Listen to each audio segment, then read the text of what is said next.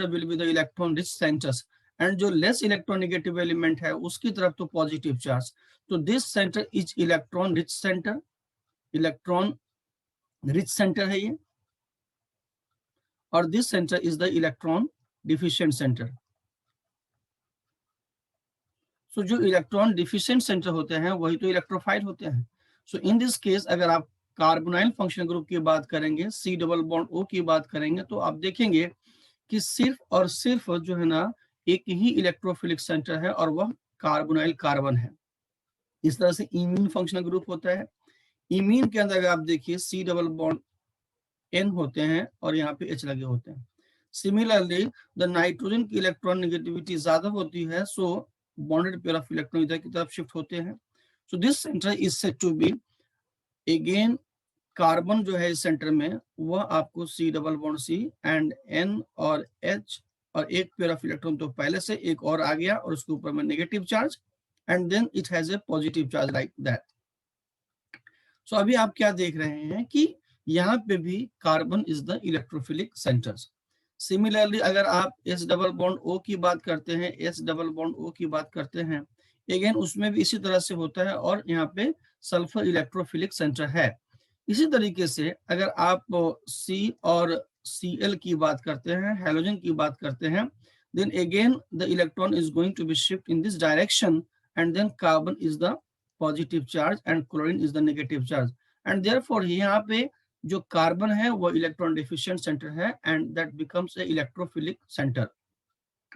Similarly अगर दूसरा कोई मॉलिक्यूल OTS, ये फंक्शनल ग्रुप है, मान लीजिए OTS, तो OTS is a leaving group. Again carbon और ऑक्सीजन में जाहिर है ऑक्सीजन की इलेक्ट्रॉन नेगेटिविटी ज्यादा होगी और again carbon having positive charge, oxygen having negative charge. So this is the electrophilic centres. मान लीजिए अगर कोई ऐसा सेंटर्स है जहां पे ये C और C है and there is a positive charge, so this is the electrophilic centres. Similarly so ये सब स्पीसीज जो मैंने आपको बताया जहां पे इलेक्ट्रॉन की डिफिशियंसी है और जहां इलेक्ट्रॉन की डिफिशियंसी होती है वह इलेक्ट्रोफिलिक सेंटर होता है।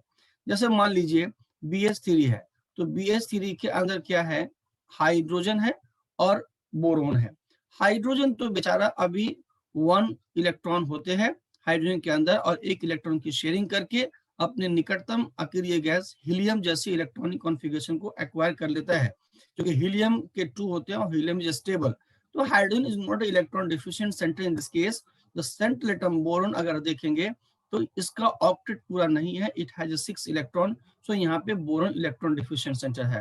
तो कहने का मतलब ये है कि वह स्पीसीज इलेक्ट्रॉन डिफिशिएंट सेंटर हो जाता है, वह स्पीसीज इलेक्ट्रॉन डिफिशिएंट होता है जहां पे क्या बोलते हैं उसको, जो इलेक्ट्रॉन की कमी होती है और वह इलेक्ट्रोफाइल जैसा बिहेव करता है। नाउ इन दिस केस अगर आप देखें तो जो सबसे ज्यादा अनइक्वल डिस्ट्रीब्यूशन है इलेक्ट्रॉन का, आप देख सकते हैं कहां पे है।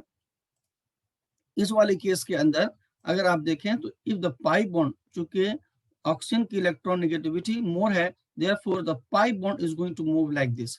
So if the pi bond is going to move like this, then हमको क्या मिलेगा, तो CH2 and CH and C oxygen के ऊपर में एक नेगेटिव चार्ज होगा पाई बॉन्ड के जाने से, and CH3 is here and there is a positive charge. Next in this case what will happen, again you can write a one resonating structure here also. तो यहाँ पे CH2 CH and CO negative and there is a double bond and CH3 and there is a positive charge. So we are discussing here what is the ambident electrophile.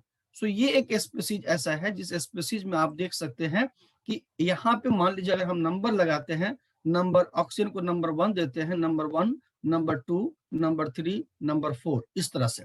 सो यहाँ पे क्या देख रहे हैं कि इलेक्ट्रॉन की जो डिफिशियंसी है वह कार्बन नंबर 2 के ऊपर है, देख रहे हैं यहाँ पे, because it has a positive charge.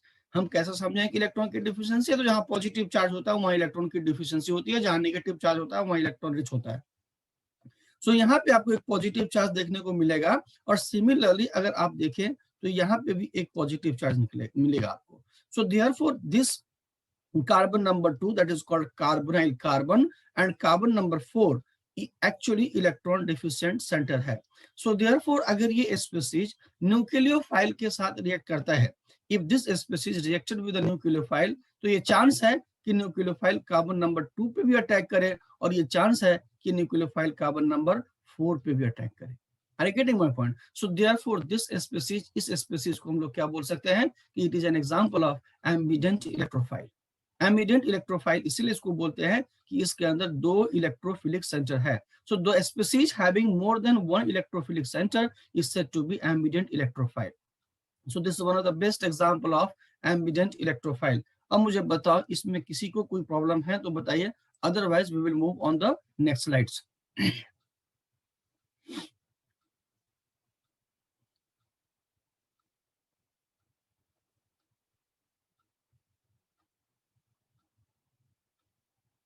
हाँ, हर जगह जैसे एम्बिडेंट इलेक्ट्रोफाइल है, तो यहाँ पे इस केस में कह सकते हैं कि इस तरह से ड्रिफ्टिंग ऑफ इलेक्ट्रॉन हुआ है, इसलिए इसकी वजह से एम्बिडेंट इलेक्ट्रोफाइल। नाउ सपोज कीजिए अगर हमारे पास कोई एग्जांपल इस तरह से है, इफ यू टेक इसी का अनदर एग्जांपल, आप इसी सिस्टम का आप अनदर केस ले सकते हैं। जैसे मान लीजिए इस तरह के सिस्टम में हो, या आप आगे आप देखेंगे न्यूक्लियोफाइल कभी कार्बन नंबर 2 पे अटैक करता है और न्यूक्लियोफाइल कभी कार्बन नंबर 1 पे अटैक करता है। ऐसे स्पीसीज अगर आप देखेंगे, so you will find the electrophile इस सेंटर के अंदर वैसे ही जो अभी हमने लिखा था कि अगर आप इसको ऐसे मूव कर देंगे तो कार्बन नंबर 2 पे यहाँ पे पॉजिटिव चार्ज आएगा, और फिर ये यहाँ से यहाँ मूव करेगा तो यहाँ पे पॉजिटिव चार्ज आएगा। सो this is an example of ambident electrophile. ये सबस्टेट जो है जहाँ पे 2 जगह पे न्यूक्लियोफाइल अटैक कर सकता है, और इसलिए this N example of ambident electrophile.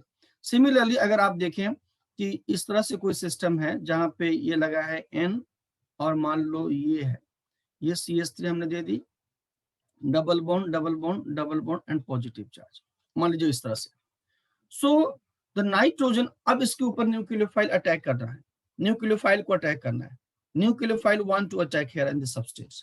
So nucleophile कहां पे अटैक कर सकता है? अब अगर न्यूक्लियोफाइल को अटैक करना है तो न्यूक्लियोफाइल के अटैक करने की जगह कहां कहां है? ये directly nucleophile is not going to attack on the nitrogen. Why? Because ये किस सीरीज का एलिमेंट, ये नाइट्रोजन जो है, नाइट्रोजन पे पॉजिटिव चार्ज है। नाइट्रोजन ने बेटा कितना बॉन्ड बना रखा है? देखो तो नाइट्रोजन ने कितना बॉन्ड बना रखा है? अगर नाइट्रोजन के चारों तरफ नंबर ऑफ बॉन्ड्स काउंट करोगे तो ये क्या होता है? 1 2 3 और 4। नाइट्रोजन ने कितना बॉन्ड बना रखा है बेटा? 4 बॉन्ड बना रखा है। मैं इसको रेड से कर देता हूं, ये 1 बॉन्ड, ये 2 बॉन्ड, ये 3 बॉन्ड, और इसको 4 बॉन्ड बोलते हैं। So in this example the nitrogen having making 4 bonds, nitrogen 4 bond बना चुका है। और नाइट्रोजन किस पीरियड का एलिमेंट है? सेकेंड पीरियड का एलिमेंट है। और सेकेंड पीरियड के एलिमेंट के आउटर शेल में 2s और 2p होता है। मैंने आपको कल समझाया था कि सेकेंड पीरियड के एलिमेंट की मैक्सिमम वैलेंसी, सेकेंड पीरियड के एलिमेंट की मैक्सिमम वैलेंसी, मैक्सिमम, चूंकि 2s में कितना 2 इलेक्ट्रॉन और 2p में कितना 6 इलेक्ट्रॉन, तो 2 और 6 कितना हो गया 8 इलेक्ट्रॉन, और एक बॉन्ड बनाने में 2 इलेक्ट्रॉन, तो 4 ही बॉन्ड बन सकता है। तो नाइट्रोजन के ऊपर आपको लगता है कि अरे पॉजिटिव चार्ज है और ये न्यूक्लियोफाइल जाकर के नाइट्रोजन पर अटैक करना चाहिए, it is wrong. The nucleophile is not going to attack on the nitrogen because nitrogen already 4 bond बना चुका है जो उसकी मैक्सिमम वैलेंसी है। इसका मतलब ये है कि अगर ये सेंटर ऐसा है, then in this case what will happen, ये मान लीजिए ये CH3 है, ये double bond double bond double bond. तो अगर नाइट्रोजन की इलेक्ट्रॉन नेगेटिविटी ज्यादा है तो एक काम हो सकता है, और वो कौन काम होगा? ये काम होगा कि जो पाई बॉन्ड्स है they can shifting towards the nitrogen. So pi bond अगर नाइट्रोजन की तरफ शिफ्ट करेगा तो क्या हो जाएगा बताओ? एरो पुशिंग क्या कहता है कि नाइट्रोजन के ऊपर 2 इलेक्ट्रॉन डालो, कहां से? ये बॉन्ड उठा करके तो डाल दिया 2 इलेक्ट्रॉन। अब देखो बच्चों की क्या नाइट्रोजन के ऊपर पॉजिटिव चार्ज होगा? अब यहाँ पे जो सेंटर है नाइट्रोजन का इलेक्ट्रॉन देखो, 1 1 2 3 4 और 5, नाइट्रोजन के ऊपर 5 इलेक्ट्रॉन, अब कोई चार्ज नहीं होगा, लेकिन एक कार्बन एक इलेक्ट्रॉन खोया है तो यहाँ पे एक पॉजिटिव चार्ज होगा। इसका मतलब इस स्पीसीज के अंदर you are finding this centre, ये जो सेंटर आप देख रहे हो अभी जहां पे पॉजिटिव चार्ज जनरेट हुआ है, this centre is the electrophilic centre, not the nitrogen is electrophilic centre. Please make clear. अब उसके बाद क्या होगा? Again the pi bond can be move here. So अगर पाई बॉन्ड यहां मूव करता है देन क्या हो जाएगा? देखिए ये यहाँ पे N और ये CH3 डबल बॉन्ड एंड यहाँ पे positive charge. Again pi bond move कर सकते हैं, लेकिन वो दोनों पोजीशन क्या होगा, बराबर होगा। अगर मैं पाई बॉन्ड को फिर से मूव करूं तो यहाँ पे पॉजिटिव चार्ज आएगा और ये दोनों बराबर हो गए, इसलिए नया कुछ नहीं मिलेगा आपको। सो what I want really you कि ऐसे केसेस के अंदर आप देख सकते हैं, इस केस के अंदर क्या हो गया, इस केस के अंदर अगर नाइट्रोजन को नंबर 1 दें, ये नंबर 1, ये नंबर 2, ये नंबर 3 और ये number 4। So in this case you can find the nucleophile can be attacked या can be approached on carbon number 2 and carbon number 4. So therefore this center is also said to be the electrophilic centre. कौन सा centre, carbon number 2 and carbon number 4। और ये जो carbon number 6 है ये carbon number 2 जैसा ही होगा, इसलिए अलग से नहीं कुछ मिलेगा। तो C2 के ऊपर भी न्यूक्लियोफाइल अप्रोच कर सकता है और C4 के ऊपर भी न्यूक्लियोफाइल अप्रोच कर सकता है। So therefore this species is also an example of ambident electrophile. Ambient electrophilic behaviour show कर सकता है। और भी बहुत सारे एग्जांपल हो सकते हैं जो हम रिएक्शन मैकेनिज्म के अंदर टाइम टू टाइम डिस्कस करते रहेंगे।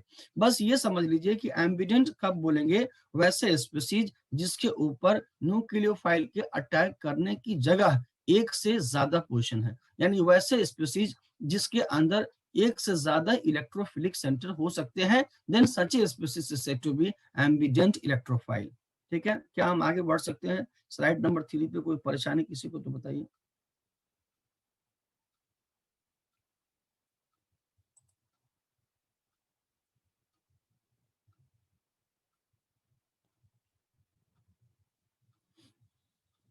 हाँ पूछिए, जिसको जो पूछना है मैसेज की जल्दी जल्दी।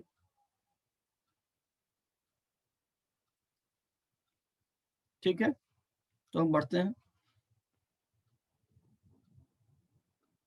अभी तो बताएं बेटा, नाइट्रोजन से अगर नाइट्रोजन के ऊपर डायरेक्ट न्यूक्लियोफाइल अटैक कर दोगे तो क्या हो जाएगा, नाइट्रोजन पे पॉजिटिव चार्ज है और क्या हो जाएगा, नाइट्रोजन एक और बॉन्ड बना लेगा ना, नाइट्रोजन एक और बॉन्ड बना लेगा। अब नाइट्रोजन पे अटैक करोगे डायरेक्ट यहाँ पे, तो ये कहाँ जाएगा इलेक्ट्रॉन, यहाँ पे जो पाई बॉन्ड देख रहे हो 4 बॉन्ड बना चुका है। अब अगर ये मान लीजिए ऐसा है, ये H है और ये H है और ये H है और अमोनियम आयन है, H है और H है और H है, पॉजिटिव चार्ज यहाँ पे है, तो यहाँ पे पॉजिटिव चार्ज तो है।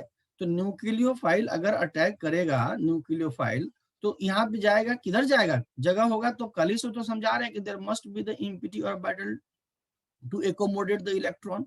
सो किधर जाएगा, किस साइड जाएगा। अब यहाँ पे इलेक्ट्रॉन तो एकोमोडेट करने के लिए जगह नहीं है ना, तो जगह नहीं है तो ये इलेक्ट्रिक पॉजिटिव चार्ज है तो बॉन्ड थोड़ी ना बनाएंगे। One of the best example है जहां पे आप शो कर सकते हैं कि NH4 क्या इलेक्ट्रोफाइल हो सकता है। NH4 positive ammonium ion is not electrophile because वो बॉन्ड कहाँ बनाएगा। ठीक है, लेकिन अगर यही फास्फोरस होता तो उस केस में और जग बात होती, समझ रहे बेटा। फास्फोरस अगर होती, ये पीएच है और ये H है और ये H है और H है, so there is a positive charge. तो अगर ये फास्फोरस होता, समझ रहे हैं, तो phosphorus can exceed their valency, phosphorus अपनी वैलेंसी को एक्सीड कर सकता है। क्यों कर सकता है, क्योंकि फास्फोरस के अंदर अभी भी इम्पिटी ऑर्बिटल है।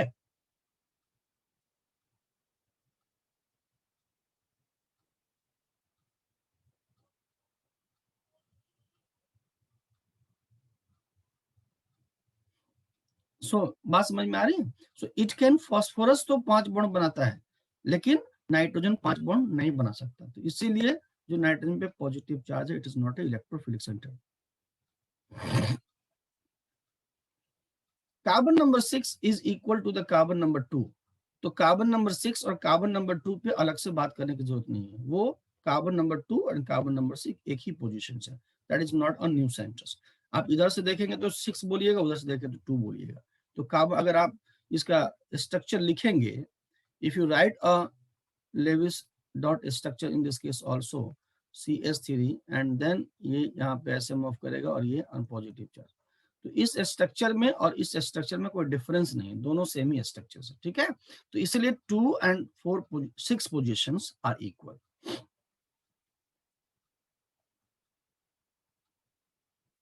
अब तुम लोगों को जो पूछना है वो क्लास के बाद पूछना, ठीक है, ऐसे तो मैं नहीं पढ़ाता हूँ। नाउ द न्यूक्लियोफिलिसिटी क्या होती है। अब हम लोग थोड़ा सा ब्रीफ कर दें आपको कि अब तक क्या पढ़ चुके हैं। अब तक हम 2 कंपोनेंट पढ़ चुके हैं, एक न्यूक्लियोफाइल पढ़ चुके हैं और एक इलेक्ट्रोफाइल पढ़ चुके हैं। अब न्यूक्लियोफाइल के बाद हम लोग पढ़ने जा रहे हैं न्यूक्लियोफिलिसिटी। प्लीज ध्यान समझिएगा, यहाँ से बहुत इंपॉर्टेंट है, वेरी वेरी इंपॉर्टेंट, बिकॉज ये हम लोग रिएक्शन मैकेनिज्म में हमको पढ़ना होता है, वहां हम नहीं पढ़ेंगे, सिर्फ यहीं पे डिस्कस कर लेंगे। न्यूक्लियोफाइल से बनता है न्यूक्लियोफिलिसिटी। अब जरा मुझे बताओ, कोई कहे कि सुंदर और सुंदरता, समझ रहे हो, सुंदर और सुंदरता दोनों में क्या फर्क है? सुंदर है और सुंदरता, कोई वर्ड जैसे बोलते हैं ना, ये सुंदर और सुंदरता, इन दोनों में क्या फर्क है? चाहे बोलते हैं काइंड और काइंडनेस, दयालु और दयालुपन, इसमें क्या फर्क है? सुंदर और सुंदरता में क्या फर्क है?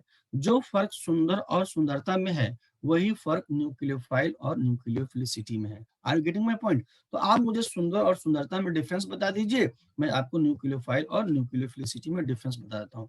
What is the difference between nucleophile and nucleophilicity? तो जो सुंदर है, अभी कोई बता नहीं रहा, जल्दी बताओ, सुंदर और सुंदरता में क्या डिफरेंस है? क्या जानते हैं आप? कि अगर आपको बताना है, किसी को एक्सप्लेन करना है कि सुंदर क्या होती है और सुंदरता क्या होती है, तो कैसे एक्सप्लेन करोगे?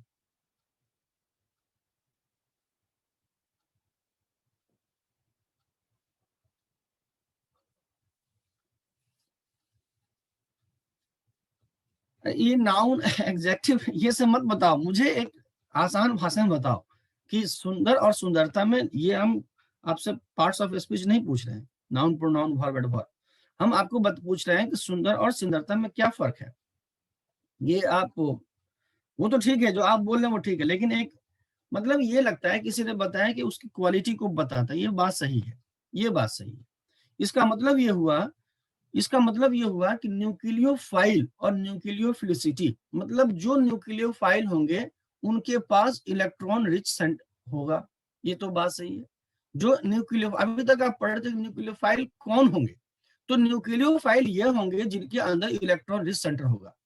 अब यही बात हो गई, उस इलेक्ट्रॉन रिच जो स्पीसीज है, उसके जो इलेक्ट्रॉन जो देने की टेंडेंसी है, जो न्यूक्लियोफाइल है उसके जो इलेक्ट्रॉन देने की टेंडेंसी, किसी दूसरे को इलेक्ट्रॉन देने की जो टेंडेंसी है, उसी टेंडेंसी को न्यूक्लियोफिलिसिटी कहते हैं। समझ में बात आ रहा है? न्यूक्लियोफाइल, न्यूक्लियोफाइल जो होते हैं, और न्यूक्लियोफाइल जो होते हैं, वो एक प्रॉपर्टी नहीं है। न्यूक्लियोफाइल जो होते हैं कि ये और ये और ये न्यूक्लियोफाइल होंगे, because these are the electron rich species. तो जो इलेक्ट्रॉन रिच स्पीसीज होते हैं उनको न्यूक्लियोफाइल कहते हैं। और जो स्पीसीज न्यूक्लियोफाइल है, उसकी एक गुण है, वो क्या गुण है? कि वह इलेक्ट्रॉन को ट्रांसफर करेगा, that will transfer, that will give two electron to electrophile. तो न्यूक्लियोफाइल के इलेक्ट्रॉन इलेक्ट्रोफाइल को देने की टेंडेंसी को न्यूक्लियोफिलिसिटी कहते हैं। Are you getting my point? Nucleophilicity जो होती है, इलेक्ट्रॉन देने की ability to electrophile to someone is said to be nucleophilicity. ठीक है, तो यही बात हमको बताना था आपको, ability of nucleophile to make a electron available to the electrophile, या यूं सिंपल आसान भाषा में कर सकते हैं कि the tendency to donate a pair of electron to an electrophile is said to be nucleophilicity. The tendency of an species to donate a pair of electron is said to be nucleophilicity. अब ध्यान से देखिए जरा, suppose कीजिए मैं आपको एक बात थोड़ा आसान भाषा में समझाता हूं, समझिएगा। देखिए यहां पे मान लीजिए, इसमें पी लिखता हूं मैं, पी स्टैंड फॉर पापा, पी का मतलब पापा हो गया, ठीक है। अब पापा यहाँ पे है, मान लीजिए यहाँ पे पापा की बिटिया है, मान लेते हैं इसको, डोंट टेक अदरवाइज, बस एग्जांपल में ले रहा हूं, दैट इज कॉल्ड गर्लफ्रेंड, ठीक है। और यहाँ पे इसका बॉयफ्रेंड है ये।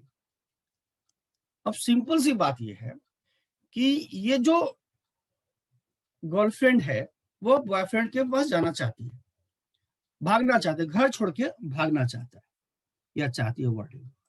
So therefore what will be the tendency?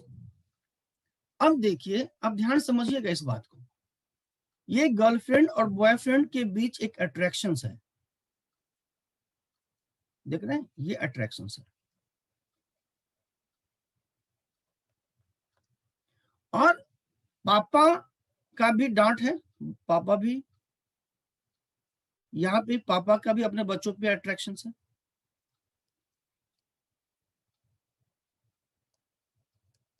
ठीक है। अब मुझे बताओ, ये आदमी, ये जो है इधर को भागना चाहता है, ठीक है, घर छोड़ के भागना चाहता है। ये हाउस है, दिस इज द सर्कल जो दिख रहा है आपको, ये हाउस है, ठीक है। अब मुझे बताओ, और ये आदमी जो है पापा उसको पकड़ के रखा हुआ है, भागना नहीं है आपको घर से बाहर।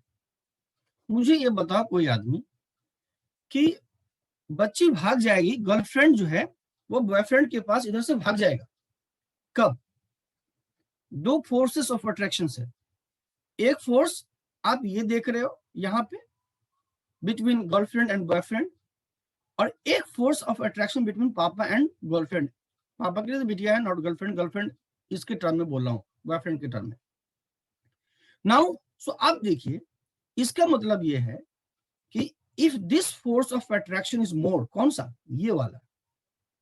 अगर ये अट्रैक्शन ज्यादा है तो इधर जाएगा, तेजी से भागेगा। मतलब ये है कि इसको इधर मूव करने के लिए, इस साइड मूव करने के लिए, बॉयफ्रेंड की तरफ आने के लिए, this force of attraction should be less.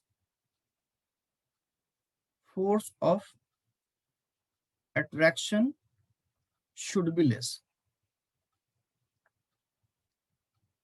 ये फोर्स ऑफ अट्रैक्शन क्या होना चाहिए? कम होना चाहिए। अगर पापा बहुत स्ट्रिक्ट है, बहुत स्ट्रांग पापा है, तो व्हाट विल हैपन? वो अपने डॉटर पे या अपने बच्चों पे स्ट्रांग नजर रखेंगे और उसको उधर जाने नहीं देंगे। अब देखो, इसी को हम इस टर्म में समझा देते हैं कि मान लीजिए अगर यहाँ पे ये न्यूक्लियस है किसी एटम का, पापा इज न्यूक्लियस नाउ, एंड ये उसका आउटर मोस्ट ऑर्बिट का इलेक्ट्रॉन है। अब देखिए, ये न्यूक्लियोफाइल है, समझ लीजिएगा। मान लीजिए ये न्यूक्लियोफाइल है, और ये जो न्यूक्लियोफाइल है, ये जो गर्लफ्रेंड है, यहाँ पे इलेक्ट्रॉन पेयर है, पेयर ऑफ इलेक्ट्रॉन है। क्या है? ये पेयर ऑफ इलेक्ट्रॉन है। अब यहाँ पे जो बॉयफ्रेंड था वो इलेक्ट्रोफाइल था, तो electron will going to shift from this to this. ये जो इलेक्ट्रॉन है, इसके इस तरफ जाने की टेंडेंसी को, किसकी तरफ? इस ऑर्बिट से निकल करके इधर जाने की टेंडेंसी को न्यूक्लियोफिलिसिटी कहते हैं। ability to move the electron towards the electrophile. So ये जो टेंडेंसी है, इसके इलेक्ट्रॉन इधर जाने की tendency is said to be nucleophilicity. इसी को, इस न्यूक्लियोफाइल की न्यूक्लियोफिलिसिटी कहते हैं। I getting my point? कितना खुशी से, कितना इजिली इलेक्ट्रॉन इधर की तरफ मूव करेंगे, दैट इज कॉल्ड न्यूक्लियोफिलिसिटी। अगर इलेक्ट्रॉन बड़े आसानी से, बड़ी तेजी से मूव करते हैं इलेक्ट्रोफाइल की तरफ, तो उसको बोलते हैं कि इस न्यूक्लियोफाइल की हाई न्यूक्लियोफिलिसिटी है। और अगर थोड़े थोड़े डर डर के, छुप छुप के थोड़े थोड़े जाते हैं इलेक्ट्रोफाइल की तरफ, तो that is called low nucleophilicity.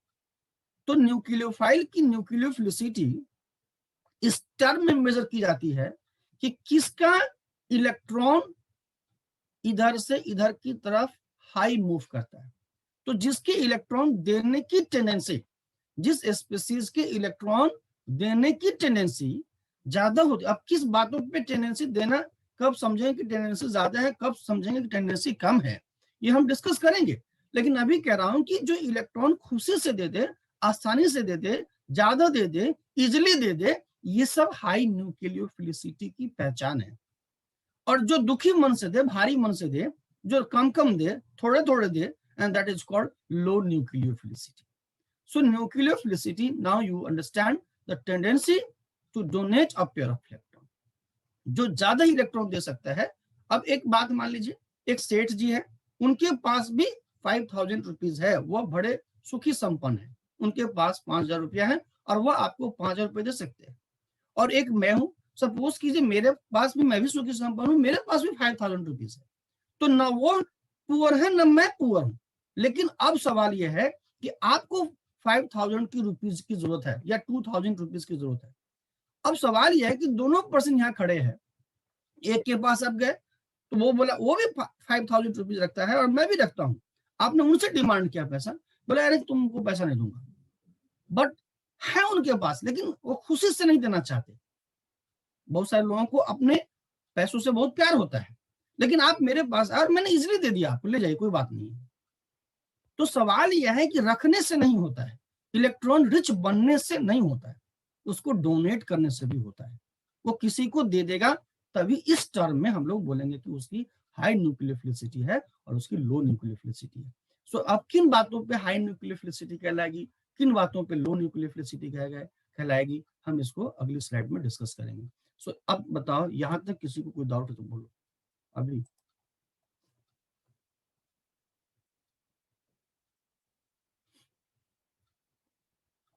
किसी को कोई डाउट है कहीं में, किसी स्टेप में कोई एक्सप्लेनेशन आपको समझ में? अभी इस पे हमने ये सिर्फ बताया है कि न्यूक्लियोफाइल जो होते हैं उसको इलेक्ट्रॉन देने की टेंडेंसी होती है, और कब ज्यादा देगा कब कम देगा हम आगे डिस्कस करेंगे। अब चलिए नेक्स्ट स्लाइड देखिए। इसमें अब तक आपने देखा, एक मोटा मोटी एक बात समझिए, अभी तक आपने जितने भी न्यूक्लियोफाइल पढ़े, जितने भी न्यूक्लियोफाइल पढ़े, उनमें आपने क्या देखा कि कुछ तो न्यूक्लियोफाइल होते हैं। अब याद रखिएगा, न्यूक्लियोफिलिसिटी पढ़ रहे हैं आप, न्यूक्लियोफाइल तो पढ़ लिए क्या होता है, अब उसके इलेक्ट्रॉन देने की टेंडेंसी की डिस्कशन कर रहे हैं। जैसे मान लीजिए कि अब ये पढ़ लिए कि इस गांव में F1 या P1, person number 1, person number 2 और पर्सन नंबर 3। अभी आपने जो एनालिसिस किया आज की लेक्चर से पहले, वह ये एनालिसिस किया कि इस पूरे गांव में आपने ढूंढा कि कौन सा पर्सन रिच है, किस मामले में, पैसे के मामले में रिच है। तो किस मामले में यहां ढूंढ रहे हैं, इलेक्ट्रॉन के मामले में कौन रिच है, उसको न्यूक्लियोफाइल कहेंगे, ये ढूंढा। अब person number 1, person number 2 and person number 3 is the electron rich person, और therefore this all are called nucleophile. आज जो ढूंढ रहे हैं, चलो इसके पास भी पैसा है, इसके पास भी पैसा है, इसके पास भी पैसा है, तो इनमें कौन सा आदमी जो है खुशी से इजिली पैसा आपको दे सकता है, आपको मतलब इलेक्ट्रोफाइल को, तो जो इजिली इलेक्ट्रॉन दे सकता है उसी की न्यूक्लियोफिलिसिटी यानी उसके इलेक्ट्रॉन देने की टेंडेंसी हाई होती है, और हाई न्यूक्लियोफिलिसिटी बोलते हैं। तो अब तक बच्चों हमने जो डिस्कस किया था न्यूक्लियोफाइल के अंदर, ये पाया था कि नॉन बॉन्डिंग से देने वाले पाई सिग्मा बॉन्ड से भी इलेक्ट्रॉन दे सकते हैं, पाई बॉन्ड से भी इलेक्ट्रॉन दे सकते हैं, ये सब न्यूक्लियोफाइल के काइंड्स होते हैं, इन तरह से इलेक्ट्रॉन दे सकते हैं। अब मान लीजिए अगर आपको एक न्यूक्लियोफाइल, ये हम पहले भी डिस्कस कर चुके, थोड़ा सा एक मिनट में डिस्कस कर देते हैं। यहाँ पे नॉन बॉन्डिंग है, सिग्मा है और पाई है। So if we have a species, suppose कीजिए यहाँ पे आप अमोनिया की बात कर लीजिए। सो अमोनिया के अंदर यहाँ पे नाइट्रोजन है, और यहाँ पे एक इलेक्ट्रॉन, और यहाँ पे दूसरा इलेक्ट्रॉन, और यहाँ पे तीसरा इलेक्ट्रॉन, और यहाँ पे चौथा और पांचवा electron. So this is the hydrogen, और दिस इज द हाइड्रोजन, अब दिस इज द हाइड्रोजन। अब देखिए, सपोज कीजिए यहां भी 2 इलेक्ट्रॉन है, यहां भी 2 इलेक्ट्रॉन है, और यहां भी 2 इलेक्ट्रॉन, और यहां भी पेयर ऑफ इलेक्ट्रॉन। अब सपोज कीजिए इलेक्ट्रोफाइल बैठा है यहाँ पे, और इलेक्ट्रोफाइल यहाँ पे बैठा है, इसको इलेक्ट्रॉन देना है। अब हमने कहा था कि पिछले स्लाइड में देखिए, अगर पापा अपने बच्चों पे स्ट्रॉन्ग अट्रैक्शन रखते हैं तो उसको, उस गर्लफ्रेंड, उस बॉयफ्रेंड के लिए बहुत डिफिकल्ट है इनको भगा के ले जाना, क्योंकि यहाँ पे अगर अट्रैक्शन, ये टोटली डिपेंड करता है इस अट्रैक्शन के ऊपर। सो यहाँ देखिए, अब क्या है कि यहाँ पे जो इलेक्ट्रॉन है, ये जो पेयर ऑफ इलेक्ट्रॉन है, यहाँ देख रहे हैं, यहाँ जो बॉन्ड पेयर में, इस बॉन्ड पेयर पे न्यूक्लियस का अट्रैक्शन दो साइड से, एक हाइड्रोजन के न्यूक्लियस का भी अट्रैक्शन है और एक नाइट्रोजन के न्यूक्लियस का भी अट्रैक्शन है। इसीलिए इस बॉयफ्रेंड के लिए, इसके लिए आसान नहीं है इस इलेक्ट्रॉन को इधर ले आना, डिफिकल्ट है। क्यों? क्योंकि this electron are under strong influence, strong attractions, ये बहुत देखभाल के बीच है। तो इसको पोलराइज कराना, इसको इलेक्ट्रोफाइल के लिए बहुत डिफिकल्ट है। मतलब इस इलेक्ट्रॉन की, जो बॉन्ड पेयर के जो इलेक्ट्रॉन है, इसकी टेंडेंसी कम है जाने की, जबकि यहाँ पे क्या है, सिर्फ एक न्यूक्लियस का अट्रैक्शन। यहाँ भी 2 इलेक्ट्रॉन है, लेकिन इन 2 इलेक्ट्रॉन के ऊपर सिर्फ एक न्यूक्लियस का अट्रैक्शन है नाइट्रोजन का, और इन दो इलेक्ट्रॉन के ऊपर दो न्यूक्लियस का अट्रैक्शन है, नाइट्रोजन का भी है और हाइड्रोजन का भी। सो दिस इलेक्ट्रॉन यानी ये वाला जो इलेक्ट्रॉन है स्ट्रॉन्ग अट्रैक्शन के रूप में है। इसीलिए अगर आपको एक स्पीसीज है जो नॉन बॉन्डिंग से इलेक्ट्रॉन दे रहा है और दूसरा स्पीसीज बॉन्डिंग से इलेक्ट्रॉन दे रहा है, तो इन जनरल जो नॉन बॉन्डिंग की डोनर एबिलिटी बॉन्डिंग वाले से ज्यादा होती है। तो always non bonding pair of electron की न्यूक्लियोफिलिसिटी, ऑलवेज नॉन बॉन्डिंग वाले की न्यूक्लियोफिलिसिटी पाई और सिग्मा से ज्यादा होती है। ये बात मैं एक्सप्लेन कर रहा था कि ऑलवेज नॉन बॉन्डिंग वाले की न्यूक्लियोफिलिसिटी पाई और सिग्मा से ज्यादा होती है। नाउ अब आप दूसरा एग्जांपल मैं छोड़ देता हूं होमवर्क, वाटर का करके चेक करना। वाटर जैसे मॉलिक्यूल है H2O, ऑक्सीजन बीच में होगा, यहाँ पे एक इलेक्ट्रॉन और यहाँ पे एक electron, this is the hydrogen, ये बॉन्ड पेयर में होंगे, दिस इज द हाइड्रोजन, ये बॉन्ड पेयर में होंगे। अब उसके ऊपर ऑक्सीजन के ऊपर वैलेंस शेल में 6 इलेक्ट्रॉन होते हैं, 2 और 2 4, एक 5 और एक 6। सो एक पेयर ऑफ इलेक्ट्रॉन यहाँ है, एक पेयर ऑफ इलेक्ट्रॉन यहाँ। So water molecule always going to transfer the electron from the here. तो वाटर की न्यूक्लियोफिलिसिटी जो होगी वह क्या होगी, सिग्मा बॉन्ड से नहीं है, ये नॉन बॉन्डिंग से न्यूक्लियोफिलिसिटी है। सो अभी आपने इस स्लाइड पे डिस्कस किया नॉन बॉन्डिंग की नॉन बॉन्डिंग की जो न्यूक्लियोफिलिसिटी है बॉन्डिंग वाले से ज्यादा होगी। मैं आई होप कि किसी को कोई दिक्कत नहीं होगा इस स्लाइड के ऊपर में। Slide number 5 clear to all of you. आगे बढ़े हम, बताओ जल्दी। अब देखिए,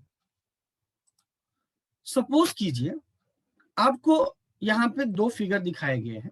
यहाँ पे देखिए फिगर नंबर 1, फिगर नंबर 1 देखिए, दो फिगर है, फिगर नंबर 1 और फिगर नंबर 2, देख रहे हैं दो फिगर, फिगर नंबर 1 और फिगर नंबर 2।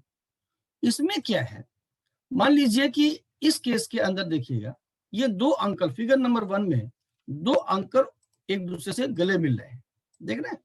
और सपोज कीजिए इनकी पेट में, दोनों अंकल की पेट में, यहाँ पे हम दिखा भी नहीं सकते बट आप अंडरस्टैंड कर सकते हो, मान लीजिए यहाँ पे एक, इन दोनों की, ये जो अंकल है इन दोनों के बीच में जो पेट है ना, पेट के अंदर ये छिपा हुआ है। मान लीजिए ये दोनों के बीच में एप्पल छिपा हुआ है, एप्पल है, एप्पल इज इलेक्ट्रॉन है। नाउ यहाँ पे दो दो जेंटलमैन है, इनके बीच में यहाँ पे छिपा हुआ। मुझे बताइए, देख करके फिगर से सिर्फ समझा दीजिए मुझे, किसके एप्पल को लेके भागना आसान है, या किससे एप्पल निकालना आसान है, किससे, या इलेक्ट्रॉन के टर्म में हम बात कर लेते हैं, किससे इलेक्ट्रॉन, किससे इलेक्ट्रॉन जो है, बेटा किसी का वीडियो वगैरह ऑन है देख लेना, आप बंद कर लो वीडियो, अपना दिक्कत हो दूसरे को, ठीक है। किससे इलेक्ट्रॉन लेकर के भागना आसान है, वेरी गुड। तो यही हाल सिग्मा बॉन्ड और पाई बॉन्ड्स का होता है। मान लीजिए इलेक्ट्रॉन जो है आपका, एक इलेक्ट्रॉन सिग्मा के बीच है, समझ रहे हैं, एक इलेक्ट्रॉन सिग्मा के बीच है, तो सिग्मा बॉन्ड के अंदर जो होता है वो भी बॉन्डिंग पेयर ऑफ इलेक्ट्रॉन है, और पाई के अंदर वो भी बॉन्डिंग पेयर ऑफ इलेक्ट्रॉन है। तो सिग्मा जो होती है हेड ऑन ओवरलैप से बनता है, राइट। सिग्मा बॉन्ड किससे बनता है, हेड ऑन ओवरलैप से, तो स्ट्रॉन्ग बॉन्ड होता है। तो यहाँ पे जो बॉन्डिंग आपको दो अंकल के बीच दिख रही है वो स्ट्रॉन्ग बॉन्डिंग है, स्ट्रॉन्ग बॉन्डिंग है कि नहीं, strong bonding, just like sigma bond अपने काम का सिग्मा बॉन्ड। और यहाँ पे जो दो इनके भी जो बॉन्डिंग है लेटरल ओवरलैप, ये हेड ऑन ओवरलैप है, ये हेड ऑन ओवर, ऊपर वाला हेड ऑन ओवरलैप है, दूसरा वाला लेटरल ओवरलैप है, लेटरल ओवरलैप। तो यहाँ पे जो बॉन्डिंग है, यहाँ पे जो बॉन्डिंग है वो वीक बॉन्डिंग है, ये वीक है, वीक बॉन्डिंग। तो इसका मतलब है कि अगर इलेक्ट्रॉन को निकालना है, मान लीजिए सिग्मा के अंदर भी इलेक्ट्रॉन है और पाई के अंदर भी इलेक्ट्रॉन है, देख रहे हैं, ये मान लीजिए सिग्मा के अंदर इलेक्ट्रॉन है और ये मान लीजिए ये पाई के अंदर इलेक्ट्रॉन है। तो ये जो इलेक्ट्रॉन है ये इस तरह के ओवरलैप पे है, और ये जो इलेक्ट्रॉन है ये वाला, ये इस तरह के ओवरलैप पे है। तो पाई बॉन्ड से इलेक्ट्रॉन को निकालना आसान है, यानी पाई बॉन्ड के इलेक्ट्रॉन देने की टेंडेंसी ज्यादा है।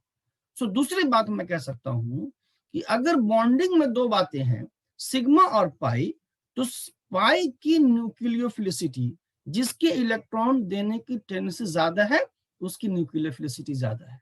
सो इसका मतलब पाई और सिग्मा में पाई बॉन्ड की nucleophilicity in general sigma bond से ज्यादा होती है, क्योंकि सिग्मा बॉन्ड के अंदर स्ट्रॉन्ग बॉन्डिंग इन्फ्लुएंस में इलेक्ट्रॉन होते हैं।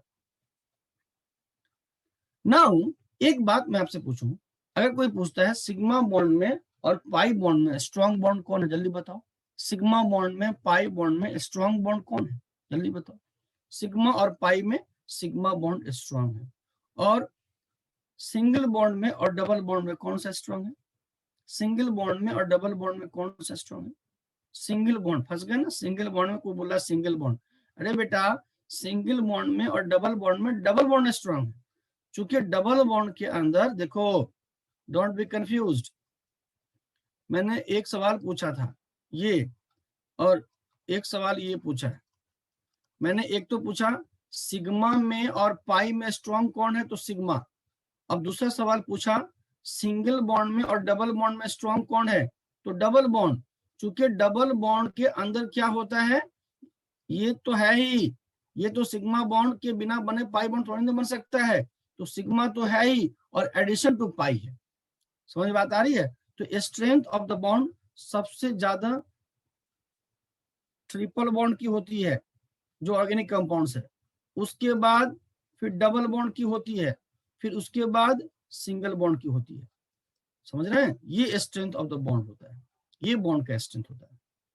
हाँ, अगर ब्रेक करना है तो भाई सिग्मा बॉन्ड और पाई बॉन्ड, दो बॉन्ड आपके पास है, और सिग्मा बॉन्ड टूटेगा पहले कि पाई बॉन्ड टूटेगा, तो पाई बॉन्ड पहले टूटेगा। क्यों टूटेगा पाई बॉन्ड पहले? क्योंकि वो वीक बॉन्ड होता है, इसलिए ध्यान रखिएगा इस बात। ये वही एक्सप्लेनेशन है, वो कंक्लूजन में यही है कि अगर आप देखें तो न्यूक्लियोफिलिसिटी का ऑर्डर जो है नॉन बॉन्डिंग, देन पाई और देन सिग्मा इन जनरल, यही ऑर्डर होता है न्यूक्लियोफिलिसिटी का। अब देखिए, now we are going to discuss, अभी हमने डिस्कस किया, पढ़ लिया न्यूक्लियोफाइल, और उसके बाद हमने पढ़ लिया न्यूक्लियोफिलिसिटी। न्यूक्लियोफाइल क्या होता है और न्यूक्लियोफिलिसिटी क्या होता है हमने डिस्कस कर लिया।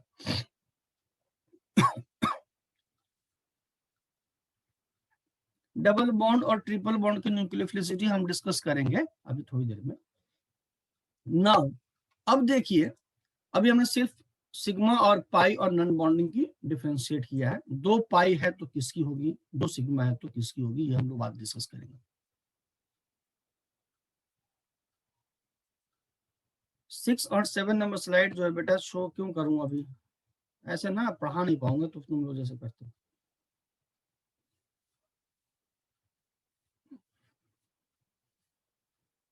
ये 6 है और ये 7 है।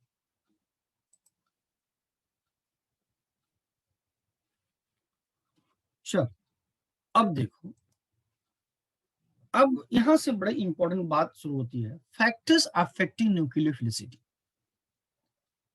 न्यूक्लियोफाइल अब तक पढ़ चुके, न्यूक्लियोफिलिसिटी क्या होता है ये जान चुके, आपने न्यूक्लियोफाइल पढ़ लिया है अब तक, उसके बाद आपने न्यूक्लियोफिलिसिटी पढ़ लिया है, न्यूक्लियोफिलिसिटी भी जान लिया है कि न्यूक्लियोफिलिसिटी होता क्या है। अब ये है कि फैक्टर्स अफेक्टिंग न्यूक्लियोफिलिसिटी, ये कौन कौन सी बातों पे न्यूक्लियोफिलिसिटी डिपेंड करती है उनको हमको जानना है। उनमें से एक वर्ड है पहला, इफेक्ट ऑफ पोलराइजेशन। न्यूक्लियोफिलिसिटी समझ रहे हो कि अगर कोई स्पीसीज न्यूक्लियोफाइल है और उसके अंदर ये इलेक्ट्रॉन है, तो कौन आसानी से इधर इलेक्ट्रॉन दे देगा। इलेक्ट्रॉन की देने की टेंडेंसी को, इलेक्ट्रॉन के देने की, डोनेट करने की टेंडेंसी को ही न्यूक्लियोफिलिसिटी कहते हैं, राइट। तो कौन खुशी से इलेक्ट्रॉन दे देगा, कौन जल्दी दे देगा, जल्दी कौन देगा, ये किन बातों पे डिपेंड करता है, उसी को अब हम लोग पढ़ेंगे। उसमें पहली बात है पोलराइजेशन। ये पोलराइजेशन क्या होता है? ये आम जनरल बात में पोलराइजेशन का मीनिंग ऐसे समझिए कि सपोज मान लीजिए कि इलेक्शन का टाइम है, ये न्यूज में ये वर्ड हमेशा सुनते हैं, इलेक्शन का टाइम है, मान लीजिए किसी गांव में हम लोग सब लोग एक इकट्ठे मिल बैठ के बैठते थे, एक कोई नेताजी आए, नेताजी, उन्होंने एक स्पीच दे दिया और स्पीच देने के बाद क्या हुआ कि कुछ हेट्रेड वाली स्पीची क्या बोलते हैं स्पीच दे दी, और उसके बाद आप अगले दिन मीडिया में सुनिएगा जो अपोजिशन पार्टी है वह एलिगेशन लगाती है कि ये कुछ नहीं कर रहे हैं, वोटों का पोलराइजेशन कर रहे हैं। What do you mean by वोटों का पोलराइजेशन? पोलराइजेशन हो रहा है, वोट का पोलराइजेशन हो रहा है। इसका मीनिंग क्या होता है? इसका मीनिंग ये होता है कि किसी एक पर्टिकुलर आदमी के किसी स्पीच देने की वजह से कोई खास कम्युनिटी का लोग का रुझान किसी खास पर्सन के साथ हो जाता है। यही होता है पोलराइजेशन। पहले सब लोग मजे में थे, पहले सब लोग आपस में मिलजुल के रहते थे, लेकिन अब हेट्रेड हो गई है। कुछ खास लोग एक डायरेक्शन में जाना चाहते हैं, सब लोग एक डायरेक्शन में जाना चाहते हैं किसी खास वजह की वजह से, कुछ को छोड़ के। That is called polarisation. समझ बात आ रही है? मतलब डिस्टॉर्शन इन यूनिफॉर्मिटी, शेप में डिस्टॉर्ट करना, दैट इज कॉल्ड पोलराइजेशन। ये फिगर नंबर 1 और फिगर नंबर 2। ये फिगर नंबर 1 और फिगर नंबर 2 देखिए, ये जो है भेड़ों का कुछ झुंड है, हर्ड है। जब शाम में घर वापस आती है ये अपने खाना सर्च करने के बाद, तो ये ऐसे इकट्ठे खड़े हो जाते, गोल सर्कल बना करके, बिल्कुल सर्कुलर शेप है। दिख रहा है आपको? जब शाम में ये खाना खा के आते हैं, अपने घर वापस आते हैं, तो ये ऐसे हो जाते हैं। ये मॉर्निंग है, जब ये अपने खाने की तलाश में, आपने देखा होगा अक्सर फिगर नंबर 2 तो देखा ही होगा, जल्दी कभी कभी आप रोड पे देखने को नजारा मिलता है। समटाइम्स अगर व्हीकल से जा रहे हैं तो गाड़ी रोक करके देखना पड़ता है। So in this case what will happen, देखिए यही शेप अब ऐसे नहीं है, यहां पे जाकर के देखिए ये ऐसे हो गया और ये ऐसे हो गया, देख रहे हैं? तो इसमें, इस वाले फिगर में, फिगर नंबर 2 में पोलराइजेशन हो गया, मतलब डिस्टॉर्शन इन शेप है।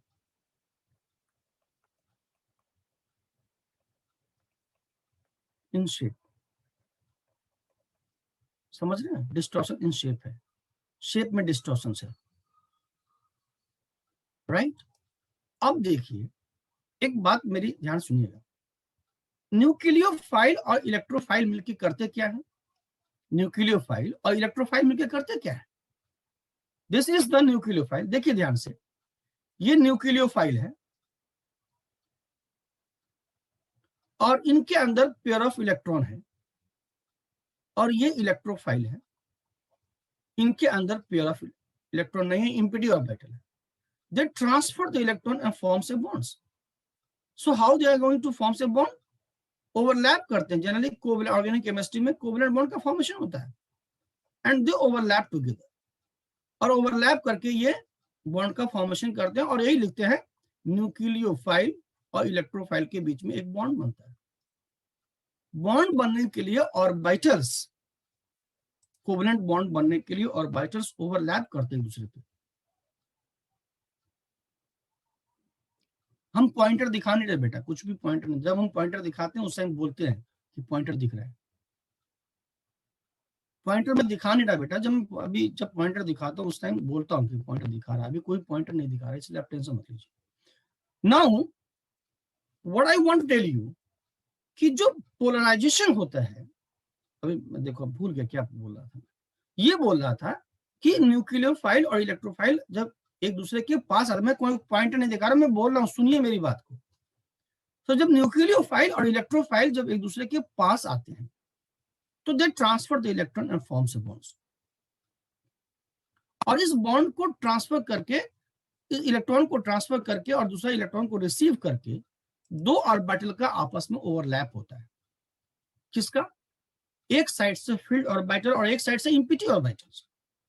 अगर न्यूक्लियोफाइल के साइड से ले लें तो न्यूक्लियोफाइल के साइड से फील्ड ऑर्बिटल, ये अगर न्यूक्लियोफाइल है तो इसकी साइड से ये फील्ड ऑर्बिटल होते हैं, फील्ड ऑर्बिटल होते हैं। और इलेक्ट्रोफाइल ले ले तो इसकी साइड से ये इम्पिटी ऑर्बिटल होते हैं, और ये दो ऑर्बिटल आपस में एक दूसरे को ओवरलैप करते हैं और बॉन्ड का फॉर्मेशन होता है। ओवरलैप करते, ओवरलैप, एक वर्ड हमने इस्तेमाल किया, ओवरलैप। ओवरलैप करते हैं। और जो ये ओवरलैपिंग प्रोसेस है, जितना ज्यादा ओवरलैप होगा उतना ज्यादा एक दूसरे के क्लोज आएंगे। समझ में बात आ रही है? जितना ज्यादा ओवरलैप करेंगे एक दूसरे के ऊपर उतना ही ज्यादा एक दूसरे के क्लोज आएंगे, और जितना ज्यादा क्लोज आएंगे उसकी बात आप इस फिगर से भी समझ सकते हैं।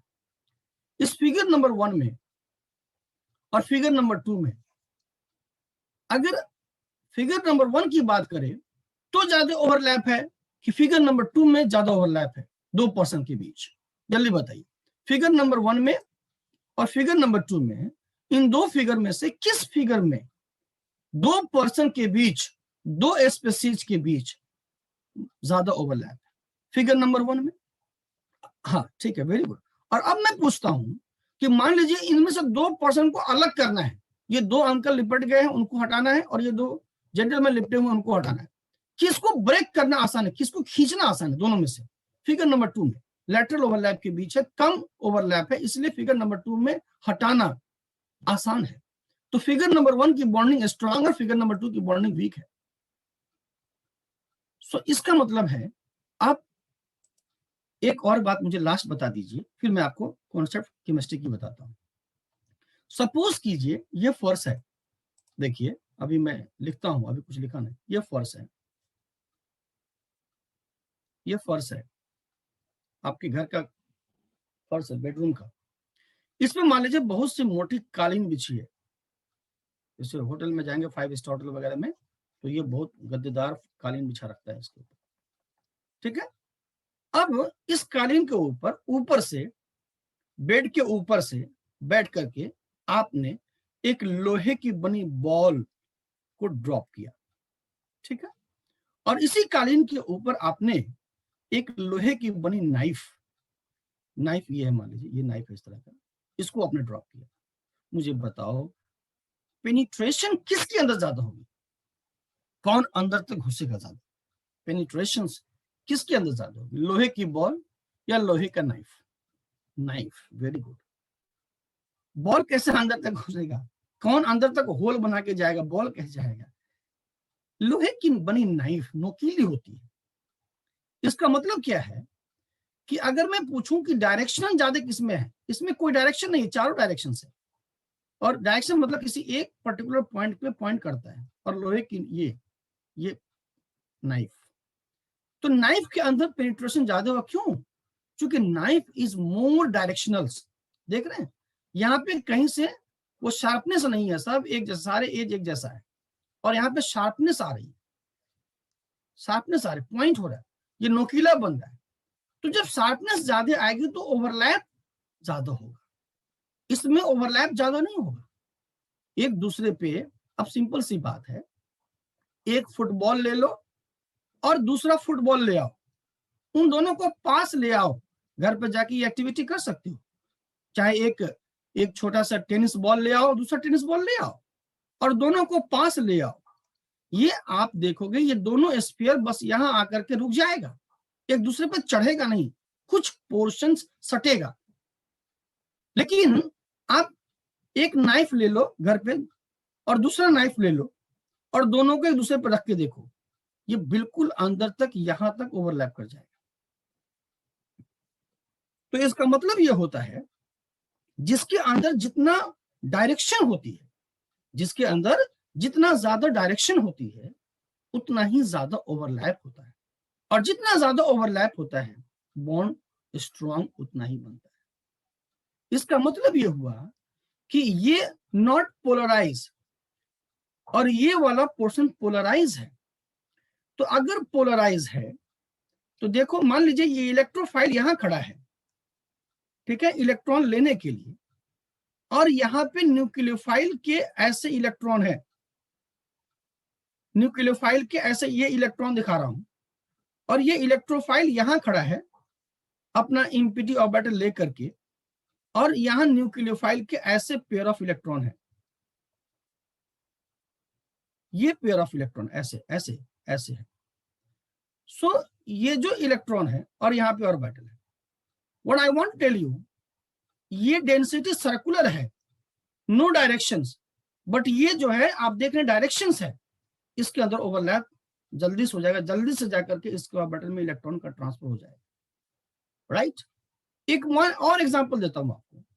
सपोज कीजिए आपने गांव में अक्सर देखा होगा, इरिगेशन करते, सिंचाई करते हैं, ये हैंड पंप होता है और ये जो सॉरी बोरिंग होता है, इससे पानी निकलता है।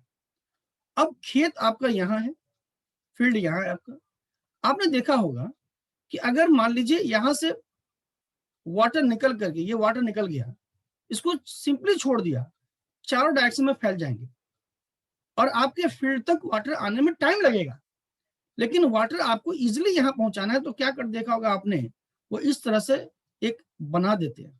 पहले यहाँ पे वाटर स्टोर होता है और फिर पानी यहां से निकल के यहाँ पे आता है।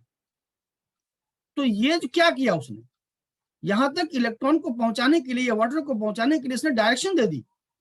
और अगर डायरेक्शनल कोई चीज होता है तो उसमें ओवरलैप ज्यादा होती है। बात समझ में आ रही है? और वो मोर इफेक्टिव होता है।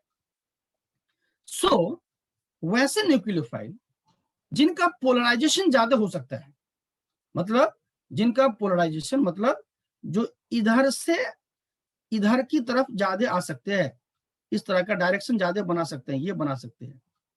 तो जिनका पोलराइजेशन ज्यादा होता है उनके इलेक्ट्रॉन ज्यादा इजिली भाग सकते हैं किसके पास, इलेक्ट्रोफाइल के पास। और जिनके इलेक्ट्रॉन इजिली इलेक्ट्रोफाइल के पास जा सकते हैं उनकी न्यूक्लियोफिलिसिटी ज्यादा होती है। इसीलिए हम कह सकते हैं कि nucleophilicity is directly proportional to polarisation. Now अब आपको ये तमाम एग्जांपल के साथ मेरी बात समझ में आई क्या? Nucleophilicity is directly proportional to polarisation, इतना मैं कहना चाहता हूँ। Nucleophilicity is directly proportional to polarisation, मतलब ओवरलैप की टेंडेंसी कब ज्यादा होगी, जब डायरेक्शन ज्यादा होगा। क्या ये बात आपको क्लियर है कि nucleophilicity is directly proportional, nucleophilicity क्या, इलेक्ट्रॉन भागने की tendency, is directly proportional to polarisation. Polarisation क्या होता है, डिफॉर्मेशन इन शेप। जल्दी बताओ बच्चों, बता नहीं रहे कुछ, समझ या मैसेज आपका नहीं आ रहा है, समझ में नहीं आया क्या, कि फिर से बताना है? बताओ जी, मेरी समझ से ये बहुत समझ में आ गया होगा, वो क्लियर हो गई। So nucleophilicity is directly proportional to polarisation, इस बात को हम लोग लिख देते हैं।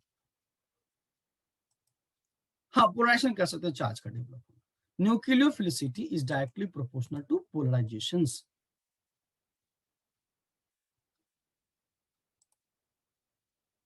यहां लिख देता हूं मैं, nucleophilicity is directly proportional to, nucleophilicity is directly proportional to polarizations. Polarization. Nucleophilicity is directly proportional to polarizations.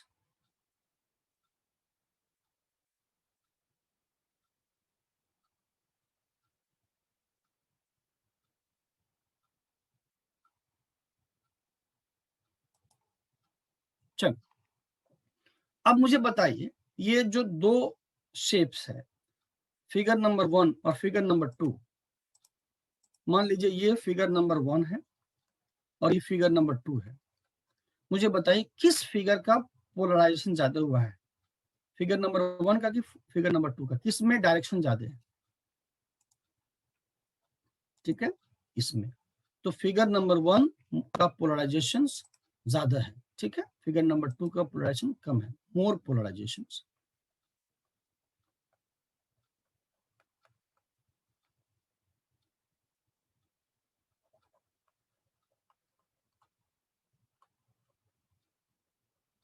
इस फिगर में, क्योंकि इसमें डायरेक्शन आ गया, ठीक है। और इस पहले में फिगर नंबर 2 में लेस पोलराइजेशन है। अब now we are going to discuss, यहाँ पे मैंने वही बात लिख दी है आपके लिए, therefore the nucleophilicity is directly proportional to polarisations. Nucleophilicity polarisation के डायरेक्टली प्रोपोर्शनल होता है, ये बात मैंने यहाँ लिख दी। नाउ सपोज कीजिए, अब फैक्टर्स अफेक्टिंग पोलराइजेशंस, पोलराइजेशन किन बातों पे डिपेंड करता है, मतलब ये हुआ कि अगर कोई शेप ऐसा है, देख रहे हैं, ऐसा है, ये इलेक्ट्रॉन डेंसिटी है, और वो ऐसा कब हो जाएगा, ऐसा कब हो जाएगा, किन बातों पे डिपेंड करता है। मतलब अगर कोई स्पीसीज है, देखिए इसी बात को समझना है, अगर कोई स्पीसीज ऐसे है, ये यहाँ पे ये एक लोहे या फुटबॉल समझ लीजिए, फुटबॉल के आकार का ये शेप है, और ये फुटबॉल अब पहले जैसा नहीं रहा, ये ऐसा हो रहा है। तो इस फिगर नंबर 1 से फिगर नंबर 2 में होने की प्रोसेस को पोलराइजेशन कहते हैं। फिगर नंबर 1 से फिगर नंबर 2 में जाने की प्रोसेस को पोलराइजेशन कहते हैं। और यहाँ पे ये सिमेट्रिकल है। अब जाहिर सी बात है, इलेक्ट्रॉन मूव करता है, तो अगर इलेक्ट्रॉन मूव करता है तो इस पोलराइजेशन से ये वाला जो एंड नेगेटिव आता है और ये वाला एंड जो होता है पॉजिटिव आता है पोलराइजेशन से। सो अब हम लोग जो पढ़ रहे हैं वो फैक्टर्स अफेक्टिंग पोलराइजेशंस, मतलब फिगर नंबर 1 से फिगर नंबर 2 में जाने के लिए बीच बीच में मैसेज मत कीजिए, जब मैं कहूंगा तब कीजिएगा, वो डिस्टर्ब करता, ब्लिंक करता पूरा स्क्रीन के ऊपर। सो फिगर नंबर 1 से फिगर नंबर 2 में जाने का जो प्रोसेस है उसको पोलराइजेशन कहते हैं। और ये किन बातों पे डिपेंड करता है, यहां से यहां जाने के लिए किन बातों पे डिपेंड करता है, उसी को पढ़ना है। और जो ऐसा हो सकता है उसकी न्यूक्लियोफिलिसिटी ज्यादा होगी, और जो ऐसा नहीं हो सकता उसकी न्यूक्लियोफिलिसिटी कम होगी। इसका मतलब ये है कि मान लीजिए ये न्यूक्लियस है, ये पापा है और ये इसका इलेक्ट्रॉन है। अगर न्यूक्लियस का अट्रैक्शंस, पापा का अट्रैक्शन अपने बच्चों पे ज्यादा है, उनके बच्चे इधर नहीं जा सकते। सो अगर यहाँ पे अट्रैक्शन मोर है, मोर अट्रैक्शन है, तो इधर जाने की टेंडेंसी यानी पोलराइज करने की जो इलेक्ट्रॉन डेंसिटी है उसके पोलराइज होने की टेंडेंसी कम होगी, लेस टेंडेंसी है। और मान लीजिए अगर पापा मतलब न्यूक्लियस और इलेक्ट्रॉन मतलब चाइल्ड, अगर न्यूक्लियस का अट्रैक्शन आउटर मोस्ट ऑर्बिट के इलेक्ट्रॉन पे कम है, लेस अट्रैक्शन है, यानी ये वीक पापा है, वीक न्यूक्लियस है, लेस अट्रैक्शन है, तो अगर लेस अट्रैक्शन है तो इसका बच्चा इजिली भाग जाएगा किसी की तरफ, तो मोर टेंडेंसी होगी। बात समझ में आ रही है? अगर न्यूक्लियस, ये देखिए न्यूक्लियस, अगर फादर दो तरह के होते हैं ना, एक स्ट्रांग और एक वीक, मतलब ये समझाने के लिए, फादर तो फादर होते हैं, स्ट्रांग वीक क्या होता है, बट लेकिन मैं आपको कह रहा हूं कि एक फादर जो होते हैं थोड़ा लिबरल होते हैं, ठीक कोई बात नहीं जाओ, एक होते नहीं स्ट्रिक्ट होते, नहीं कहीं नहीं जाना, अभी आपको यहीं रहना है। सो अगर मान लीजिए न्यूक्लियस का अट्रैक्शन आउटर मोस्ट ऑर्बिट के इलेक्ट्रॉन पे ज्यादा है, न्यूक्लियस का अट्रैक्शन आउटर मोस्ट ऑर्बिट पे ज्यादा है, तो उसका इलेक्ट्रॉन इधर कम आएगा, और इधर कम आएगा मतलब वो बिल्कुल सिमेट्रिकल शेप बना रहेगा, इन्फ्लुएंस उसका बराबर बना रहेगा, और डिस्टॉर्शन कम होगी, पोलराइजेशन कम होगा। तो पोलराइजेशन कम होगा तो न्यूक्लियोफिलिसिटी कम होगी। अब मान लीजिए इसमें what is the role of size, size का क्या रोल होता है, size of donor atom, effect of size of donor atom, इसका क्या रोल है, effect of size of donor atom. इस बात को ऐसे समझिए, मान लीजिए एक स्टेट है, उसका राजा किंग यहां बैठा है, किंग है, ये किंग है, ये किंग है, और यहां पे उसकी लास्ट बाउंड्री है, जनता यहां है। अब किंग की नजर तो चारों तरफ बराबर होती है, ये ऐसे, ये ऐसे, ऐसे ऐसे। अब मान लीजिए एक ये स्टेट है और उसका किंग ऐसा है। अब ये फर्स्ट फिगर नंबर 1 और फिगर नंबर 2। अब देखिए जैसे बिग स्टेट, इंडिया के बिग स्टेट, कोई बिग स्टेट ले लीजिए, जैसे उत्तर प्रदेश है, बहुत बिग स्टेट है, उसका राजा का मैसेज यहां तक पहुंचना, यानी इस जनता पे पहुंचना मुश्किल है, बिगर है। लेकिन अगर कोई स्मॉल स्टेट है तो ये वाला इजिली अप्रोचेबल है। सो पता ये चला कि अगर मान लिया जाए कि ये रेडियस बड़ा होगा आर, तो न्यूक्लियस का अट्रैक्शन, अब देखो ना, इस केस में इतना है और न्यूक्लियस तो यहां भी है और यहां पे है। तो अगर मान लिया जाए कि रेडियस बड़ा है तो न्यूक्लियस का अट्रैक्शन इस इलेक्ट्रॉन पे लेस होगा। एग्री और नॉट एग्री? अगर ये डिस्टेंस ज्यादा है, राजा से दूर बैठा है ये जनता, तो अगर इस पे या पापा, मान लीजिए किसी की फैमिली में, बड़ी फैमिली, बिग फैमिली है, बिग फैमिली मान लीजिए, और बिग फैमिली अगर है तो बिग फैमिली के अंदर अगर फादर है, मतलब मान लो उस फैमिली में 10-15 बच्चे हैं और फादर का अट्रैक्शन, ये जाहिर है, ऑब्वियस सी बात है कि बड़े परिवार में सबके ऊपर अट्रैक्शन रखना, सबको ध्यान में रखना मुश्किल है। लेकिन अगर छोटा परिवार है तो उस पर अट्रैक्शन रखना बहुत आसान है, उसको होल्ड करके रखना बहुत आसान है।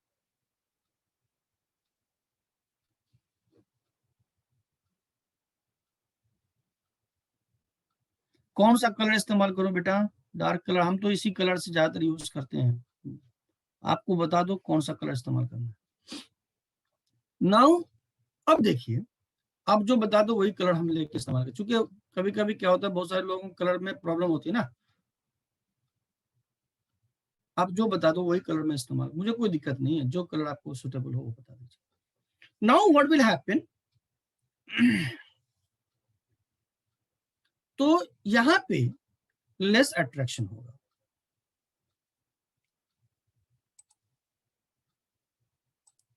So here the attraction will be less, यहां पे लेस अट्रैक्शन होगा।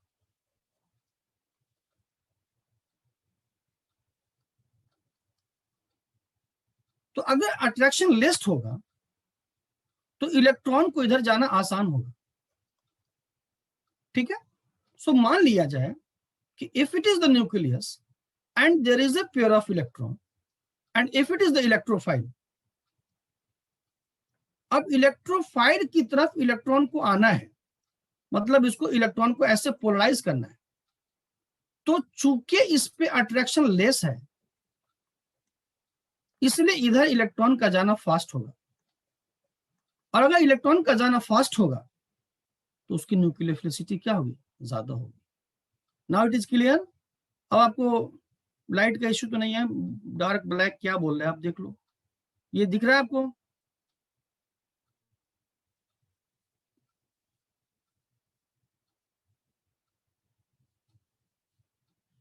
जल्दी बोलो बेटा, सवाल पूछ के बैठते क्यों आप, जल्दी बताओ। जिनको कम दिख रहा था हमको अब ज्यादा दिखता है। हाँ, now now what I want to tell you, ये यहां पे हो गया। लेकिन इस केस में जो सेकंड केस है, जो मतलब एक्सट्रीम लास्ट वाला जो केस है इधर वाला, अब यहां पे भी इलेक्ट्रोफाइल वही है, मान लीजिए इलेक्ट्रोफाइल इज हियर। अब इलेक्ट्रोफाइल यहां पे है और इलेक्ट्रोफाइल को तो इलेक्ट्रॉन चाहिए, और यहां पे ये इलेक्ट्रॉन है इसका, मान लीजिए। अब इस इलेक्ट्रॉन पे चूंकि डिस्टेंस कम है तो इस पे अट्रैक्शन मोर है, यहां पे मोर अट्रैक्शन है, और अगर अट्रैक्शन मोर है तो इलेक्ट्रॉन का फ्लो इधर लेस होगा। तो उसका मतलब इस स्पीशीज की न्यूक्लियोफिलिसिटी कम होगी। तो इसका मतलब है कि polarisation is directly proportional to size. Polarisation किसके डायरेक्टली प्रोपोर्शनल है? Polarisation is directly proportional to size of donor atom, और इसीलिए पोलराइजेशन चूंकि न्यूक्लियोफिलिसिटी के डायरेक्टली प्रोपोर्शनल है, इसलिए हम कह सकते हैं कि nucleophilicity is also directly proportional to size. जितना बिगर साइज होगा उसके इलेक्ट्रॉन डोनेट करने की, यानी पोलराइज करने की टेंडेंसी उतनी ज्यादा होगी, और जितने ज्यादा टेंडेंसी होगी न्यूक्लियोफिलिसिटी उतनी ही ज्यादा होगी। सो देयरफॉर अगर आप देखें, मान लेते हैं कि आपके पास आयोडाइड, ब्रोमाइड, क्लोराइड और फ्लोराइड है, तो इनमें आयोडाइड के ऊपर भी, this is the size of iodide, ये आयोडाइड का साइज है मान लीजिए, और it has a pair of electron, nucleus is here iodide का। चूंकि जितने भी हैलोजेंस हैं उन सब में, और ये फ्लोराइड है और यहां भी पेयर ऑफ इलेक्ट्रॉन है, मतलब आयोडाइड के ऊपर भी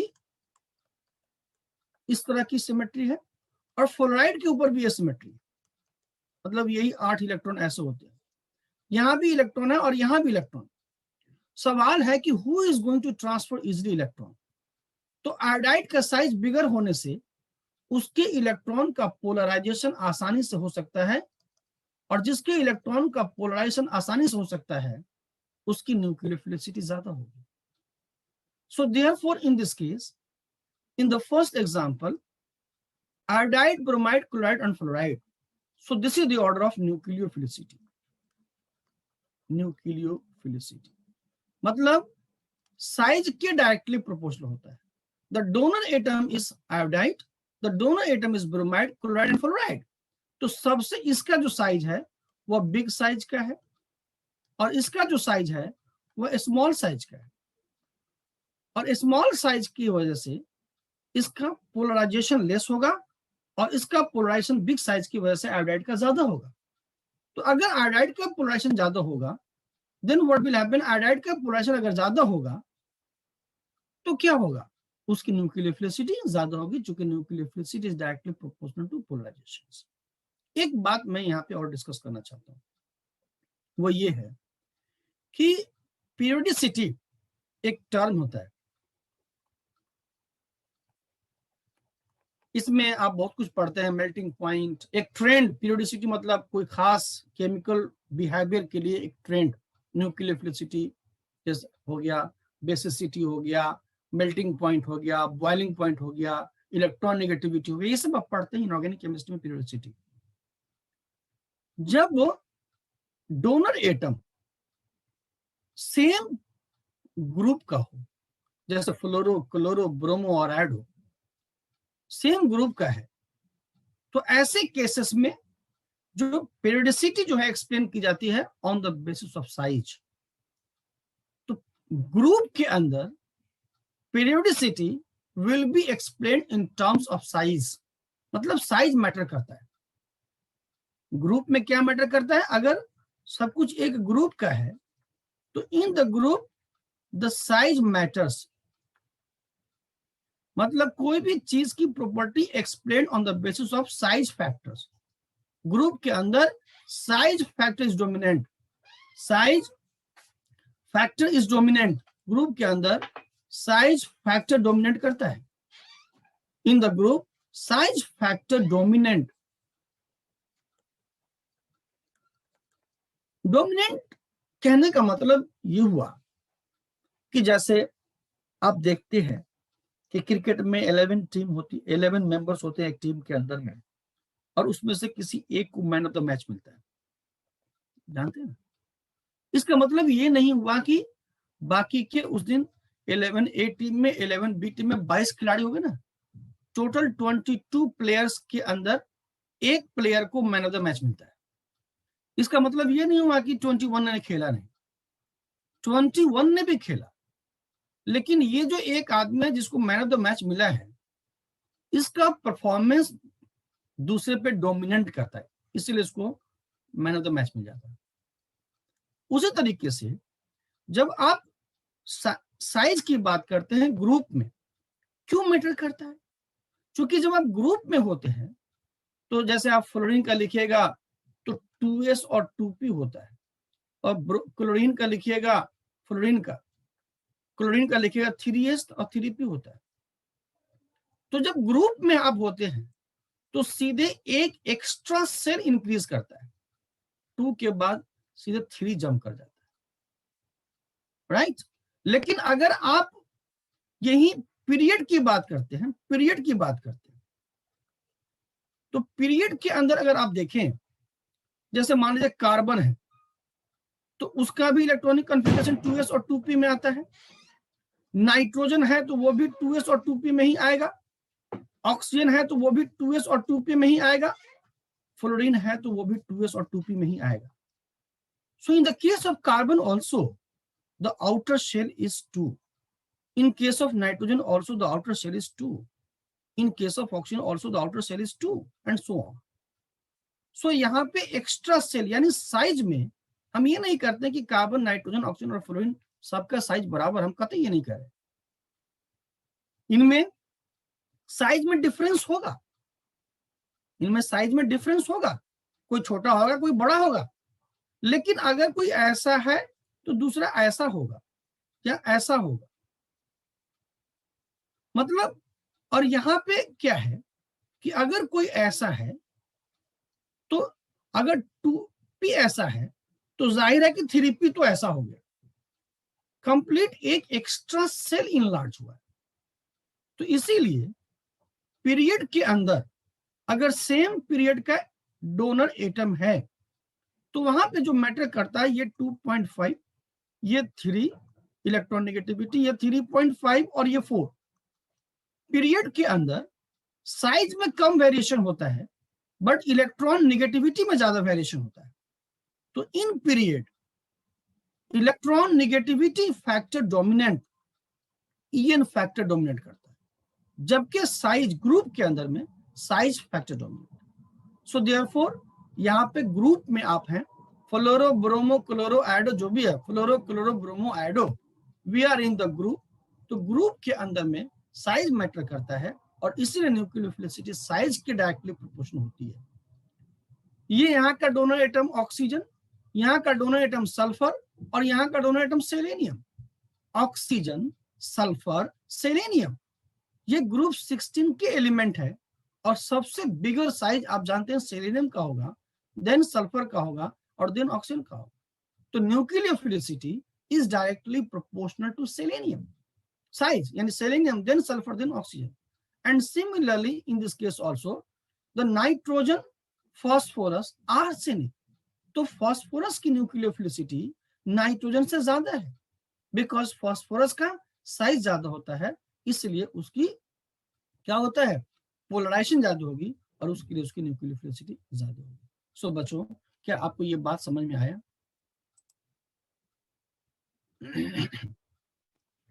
ये बात आपको समझ में आई? कोई तकलीफ समझने में तो बताओ।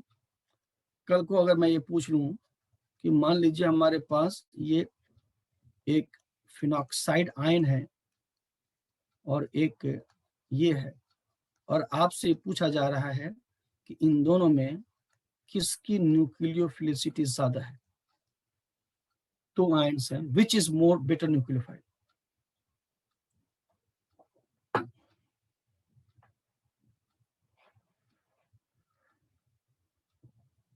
सल्फर वाले की न्यूक्लियोफिलिसिटी ज्यादा होगी।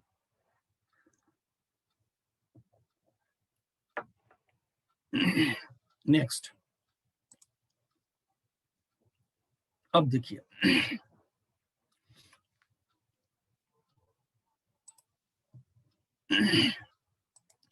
अब दूसरा फैक्टर्स है, एक तो साइज फैक्टर ले लिया हमने, दूसरा इलेक्ट्रॉन नेगेटिविटी का फैक्टर्स है। Second factor is the electron negativity factors. Electron negativity के बहुत सारे डेफिनेशंस हैं। पॉलिंग ने डिफाइंड किया इलेक्ट्रॉन नेगेटिविटी को। एक एलरेड नाम के साइंटिस्ट है, एलरेड। देखिए इस बार भी नेट का पेपर अगर आपने देखा होगा तो एलरेड की इलेक्ट्रॉन नेगेटिविटी सवाल किया था, और कुछ दिन पहले, कुछ साल पहले, 1-2 साल पहले भी एलरेड की इलेक्ट्रॉन नेगेटिविटी से क्वेश्चन पूछा था। तो इसको जाकर के इनऑर्गेनिक में है, किताब में मिलेगा, पढ़िएगा। जो एलरेड नाम के जो साइंटिस्ट हैं उन्होंने इलेक्ट्रॉन नेगेटिविटी को कैसे डिफाइन किया, जरा देखिए।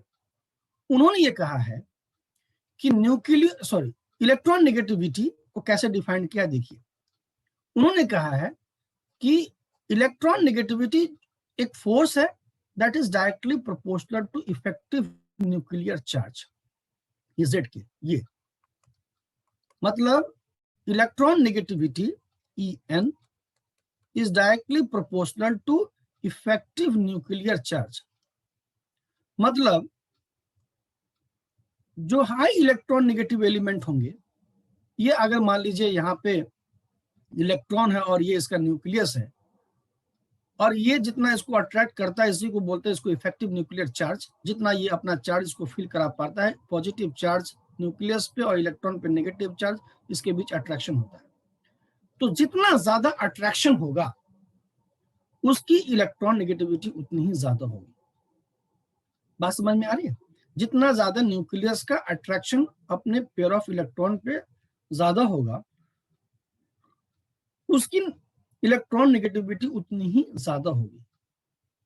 इसका मतलब अगर ये अट्रैक्शन मोर है, मोर अट्रैक्शन है,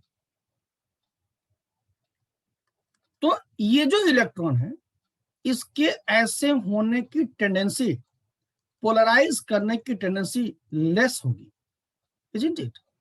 क्योंकि आपने देखा था ये इलेक्ट्रॉन इलेक्ट्रोफाइल की तरफ तब मूव करेंगे जब ये वाली अट्रैक्शन कम होगी, तब इधर इलेक्ट्रॉन ज्यादा जाएंगे, इधर जाएंगे तब पोलराइजेशन होगा, लेस होगी, कम मतलब लेस।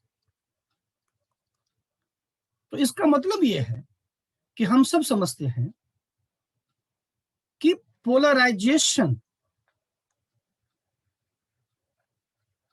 इसका मतलब ये होगा कि polarisation is inversely proportional to electron negativity of donor atom, right? क्या मैंने सही लिख दिया, जरा बताओ तो?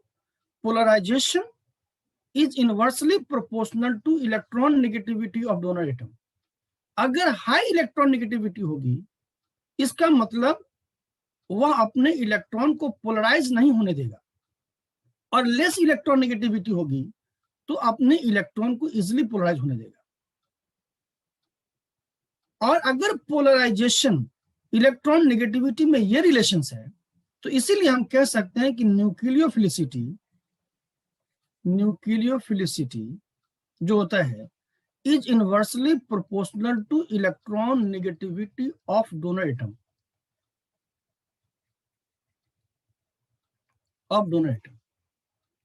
Is inversely proportional to electron negativity of donor atom. अब सवाल यह है कि मान लीजिए, सवाल यह है कि अगर देख लीजिए थोड़ा सा, मान लीजिए कि एक डोनर एटम है जो एक पेयर ऑफ इलेक्ट्रॉन रखता है, मान लीजिए, और उसकी फ्लोरीन है, ठीक है? और यहीं पे मान लीजिए कि एक ऑक्सीजन है, ठीक?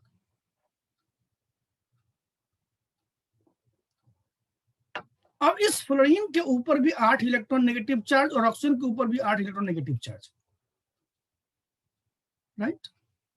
और मान लीजिए कि नाइट्रोजन भी है, NH2, और इसके ऊपर भी नेगेटिव चार्ज, राइट? अब इसके ऊपर भी पेयर ऑफ इलेक्ट्रॉन है, इसके ऊपर भी पेयर ऑफ इलेक्ट्रॉन है, और इसके ऊपर भी पेयर ऑफ इलेक्ट्रॉन है, और ये भी नॉन बॉन्डिंग है, और ये भी नॉन बॉन्डिंग है, और ये भी नॉन बॉन्डिंग है। ऐसा नहीं है कि एक पाई का है और एक नॉन बॉन्डिंग का है तो बोल दिया नॉन बॉन्डिंग की ज्यादा होती है न्यूक्लियोफिलिसिटी। अब सब नॉन बॉन्डिंग का है, और इलेक्ट्रॉन वाइज अगर काउंट कीजिएगा तो वैलेंस शेल में इसके भी 8 इलेक्ट्रॉन है, और इसके भी 8 इलेक्ट्रॉन है, और इसके भी 8 इलेक्ट्रॉन है, सबके। सिर्फ डिफरेंस क्या है? एक का डोनर एटम नाइट्रोजन है, दूसरे का डोनर एटम ऑक्सीजन है, और तीसरे का डोनर एटम फ्लोरीन है। नाइट्रोजन वाले की इलेक्ट्रॉन नेगेटिविटी 3 है पॉलिंग स्केल के ऊपर, ऑक्सीजन की 3.5 है, और फ्लोरीन की 4 है कि नहीं? So what I want to tell you कि फ्लोरीन का जो पेयर ऑफ इलेक्ट्रॉन है और नाइट्रोजन का जो पेयर ऑफ इलेक्ट्रॉन है, ये अब इधर जाने की बात है और इधर जाने की बात है। चूंकि नाइट्रोजन की इलेक्ट्रॉन नेगेटिविटी कम है 3, और फ्लोरीन की 4 और नाइट्रोजन की 3, इसीलिए नाइट्रोजन का अट्रैक्शन यहां पे लेस होगा, ठीक है बेटा? और इसकी इलेक्ट्रॉन नेगेटिविटी ज्यादा है, इसलिए इसका अट्रैक्शन यहाँ पे मोर होगा। और जब मोर होगा एल्डेड के हिसाब से डायरेक्टली प्रोपोर्शनल जेड इफेक्टिव, जब फ्लोरीन का अट्रैक्शन अपने आउटर मोस्ट ऑर्बिट के इलेक्ट्रॉन पे ज्यादा होगा, तो इसका मतलब उसका इधर का पोलराइजेशन, अगर ये अट्रैक्शन मोड है तो ये वाली जो पोलराइजेशन है वो लेस होगी, और इसका अट्रैक्शन कम है, इसलिए इसका जो पोलराइजेशन है वो क्या होगा बेटा, वो मोर होगी। और पोलराइजेशन मोर है, इसका मतलब उसकी न्यूक्लियोफिलिसिटी ज्यादा है, और इसीलिए हम कहते हैं कि nucleophilicity is inversely proportional to electron negativity of donor atom. बात समझ में आ रही है? और यूजुअली ये जो न्यूक्लियोफिलिसिटी के इलेक्ट्रॉन नेगेटिविटी से कंसर्न है, ये तब हम चेक करते हैं जब हमारा दो डोनर एटम में कंपैरिजन होता है और डोनर एटम पीरियड का हो। तो इसी तरह से अगर आपके पास कोई आयन है CH3- और आयन है आपका NH2- और आयन है आपका हाइड्रोक्साइड माइनस और आयन है आपका फ्लोराइड माइनस, ठीक है, सबके अंदर पेयर ऑफ इलेक्ट्रॉन है।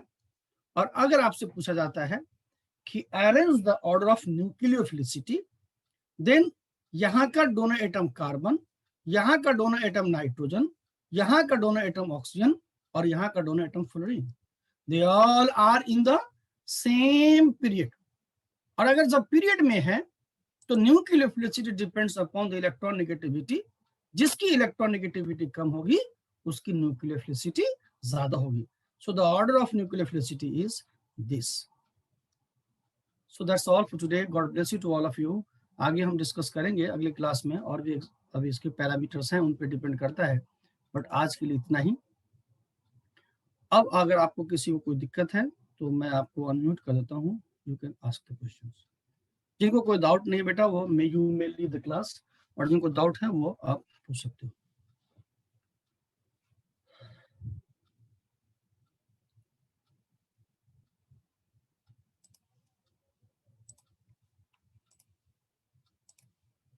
Now you ask the questions. Hello sir. हाँ जी बोलिए। सर वो पोलराइजेशन का ना मुझे डायरेक्शन से लिंक समझ नहीं आ रहा। मैं कह रहा हूँ कि इसमें क्या होता है कि न्यूक्लियोफाइल क्या करता है, इलेक्ट्रॉन ट्रांसफर करता है। आप अपना माइक ऑफ कर लो। न्यूक्लियोफाइल क्या करता है, न्यूक्लियोफाइल यहाँ पे इलेक्ट्रॉन पहुंचाता है, यहाँ पे इसमें इलेक्ट्रोफाइल के अंदर।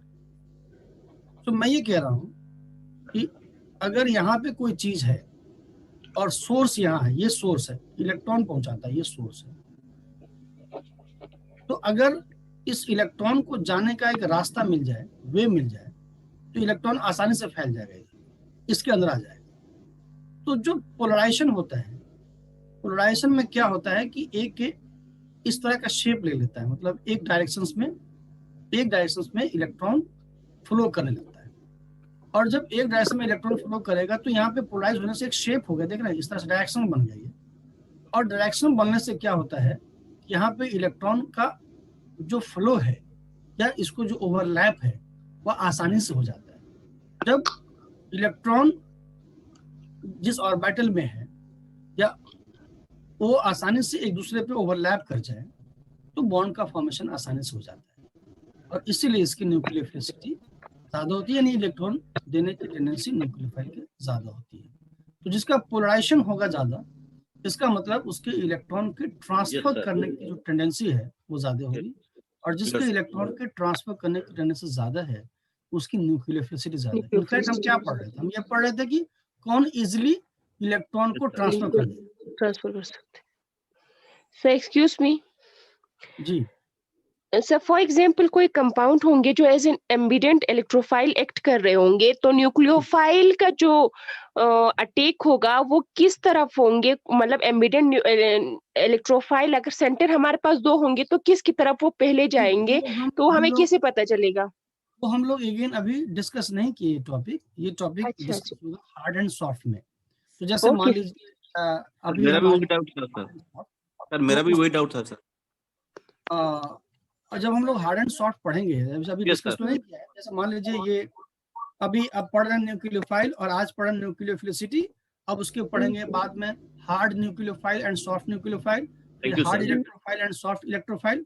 तो फिर बोलेंगे कि हार्ड के साथ इंटरेक्ट करता है। तो मान लीजिए CH2 है और एक CH है और ये C डबल बॉन्ड है और ये R है मान लीजिए।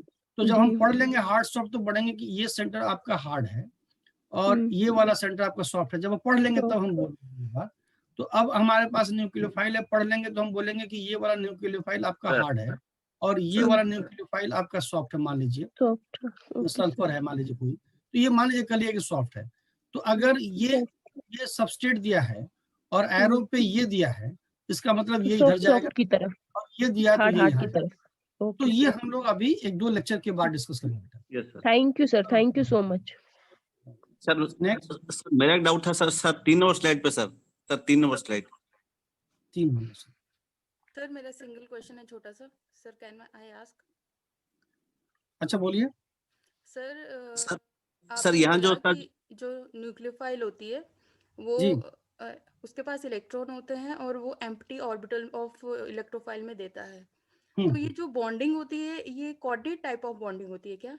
ना आफ्टर ये तो चाहे बॉन्ड जो भी हो तो बॉन्डिंग कोऑर्डिनेट नहीं होती। मतलब कि जब आप इस तरह की बात करते हैं, अगर 2 इलेक्ट्रॉन अगर ट्रांसफर कर दिए एक ही ऑर्बिटल तो कोऑर्डिनेट टाइप की बॉन्डिंग नहीं है। मतलब होता तो आफ्टर ऑल जो है ना, जब बॉन्ड बनने के बाद, इनफैक्ट अगर आप पढ़िएगा हाँ जी सर। जब 11वीं क्लास की केमिस्ट्री पढ़ते हैं तो उसमें हम बोलते हैं कि एक कोऑर्डिनेट बॉन्ड होता है, एक कोवलेंट बॉन्ड होता है हाँ जी हाँ जी और सर। एक आयनिक बॉन्ड होता है। लेकिन आपकी लेवल पे आपको ये जानना है कोई बॉन्ड कोऑर्डिनेट वगैरह नहीं होता है। In fact all are the covalent bonds. ठीक है। Okay Yes, sir. तो जो Thank you. उसको कोऑर्डिनेट कर रहे हैं ना वो जैसे आप बहुत सारी 11वीं क्लास के बच्चों को तो ये बताते हैं, बट फिर लास्ट में वहां भी ये बात बोल देते हैं कि कोई कोऑर्डिनेट बॉन्ड नहीं होता, कोवलेंट बॉन्ड नहीं होता है। कैसे? जैसे मान लीजिए उसमें कोऑर्डिनेट बॉन्ड में क्या कहते हैं कि एक ही एटम 2 इलेक्ट्रॉन ट्रांसफर करता है, राइट? तो मान Yes, लीजिए sir. ये है और ये है, तो हाँ जी और ये इम्पिटी ऑर्बिटल देगा। तो अगर ऐसे ए ने एक दिया और बी ने एक दिया तो शेयरिंग हो जाती है और ए और बी के बीच में कोवलेंट बॉन्ड बन जाता है, राइट? हाँ और जी इस केस में भी जो मैकेनिज्म समझाते हैं वहां भी क्या समझाते हैं, स्टेप फर्स्ट ए ने पहले एक इलेक्ट्रॉन देना है। तो ए ने इलेक्ट्रॉन देना है, किसको देना है? बी ने देना है। बी के पास इलेक्ट्रॉन नहीं, तो यहाँ पे एक इलेक्ट्रॉन और यहाँ पे एक इलेक्ट्रॉन। चूंकि ए ने अपना एक इलेक्ट्रॉन दे दिया तो पॉजिटिव चार्ज आ जाता है और बी ने एक इलेक्ट्रॉन रिसीव कर लिया तो नेगेटिव चार्ज आ जाता है। और फिर क्या होता है, ये भी एक एक इलेक्ट्रॉन की अब क्या होती है, शेयरिंग होती है। तो इसीलिए कोऑर्डिनेट बॉन्ड इनफैक्ट कोई बॉन्ड नहीं है, वो कोवलेंट बॉन्ड है। यहाँ भी शेयरिंग होती है। सर सर न्यूक्लियोफाइल से अभी जो बोल रहे हो वो अपना माइक बंद करो, आपके नेटवर्क में प्रॉब्लम है। हाँ आगे बोलो। सर मेरा जो डाउट था सर ये 3 नंबर स्लाइड पे सर आपने सर वो नाइट्रोजन का सर जो लोन पेयर सर जो नाइट्रोजन के राइट साइड से सर आपने बॉन्ड सर शिफ्ट किया, तो सर आप लेफ्ट से सर शिफ्ट कर सर लेफ्ट से शिफ्ट कर सकते हैं क्या सर? लेफ्ट नहीं कर सकते ना, वहाँ पे सिंगल बॉन्ड है। तो सर 5 बॉन्ड हो जाए ना सर एन पे 5 बॉन्ड हो जाए ना सर? नहीं, आप क्या पूछ रहे हो कि नाइट्रोजन पे जो हमने, हाँ बोलो फिर से बोलो। सर आप नाइट्रोजन से सर वो जो पाई बॉन्ड है सर आप राइट से सर उसके प्लस के ऊपर सर शिफ्ट किया सर। हाँ तो ऐसे सर शिफ्ट मैं किया। हाँ सर हाँ, तो सर मैं लेफ्ट से सर लेफ्ट में सर जो एक पाई बॉन्ड है सर वो शिफ्ट कर सकते हैं क्या सर एन की तरफ? नहीं कर वो सकते नहीं ना। कर सकते ना। सुनो, ये हवा में थोड़ी इलेक्ट्रॉन जाता है। रूल है ना, बेसिक रूल्स है कि इलेक्ट्रॉन किधर मूव करेगा। तो इलेक्ट्रॉन किधर मूव करेगा, जिधर में मोर इलेक्ट्रॉन नेगेटिव एलिमेंट होंगे। तो ऐसे कैसे move करोगे? ऐसे carbon is less electron negative की है ना, तो मोर इलेक्ट्रॉन नेगेटिव एलिमेंट की तरफ मूव करता है ना। So there is a basic, पढ़ेंगे नहीं सर इलेक्ट्रॉनिक। नहीं सर मैं वही नहीं पूछ रहा था सर वो तो पता है सर वो जो पाई बॉन्ड है सर वो नाइट्रोजन के इस साइड सिंगल बॉन्ड है ना, वहाँ पे डबल बॉन्ड ही शिफ्ट होगा ना। जो है आपको इलेक्ट्रॉन, अगर ये क्या है, एन है और ये हाँ सर, कार्बन वो नंबर पता है 6 है और ये CH3 है और ये C डबल बॉन्ड C है। कार्बन तो अब इधर में हम पॉजिटिव चार्ज है तो इधर Yes, sir. कैसे move करेंगे इसको, इधर कैसे मूव करेंगे? यहाँ पे तो सिंगल बॉन्ड है ना, तो Single नहीं सर इलेक्ट्रॉन वो सर वही बोल सर वो नहीं बोल रहा हूँ सर उसके ऊपर सर जो पाई बॉन्ड है सर वो मतलब उसके साइड में सर जो ये हाँ सर ये हाँ। ये एन की तरफ ला सकते हैं क्या सर? एन की तरफ इनकी तरफ किसको लें? सर वो पाई बॉन्ड को सर।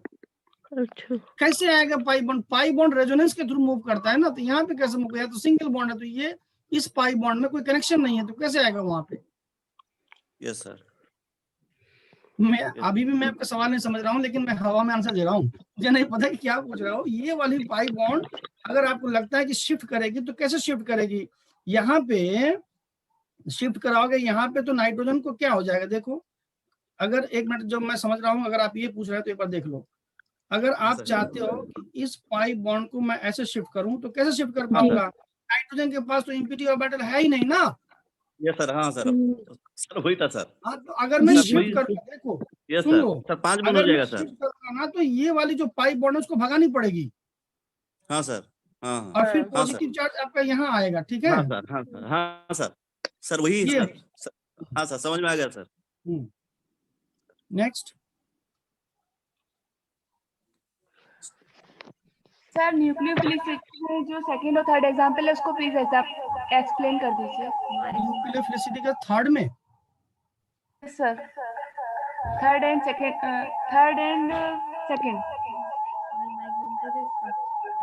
राइट नंबर बोल रहे हो, क्या बोला थर्ड आंसर?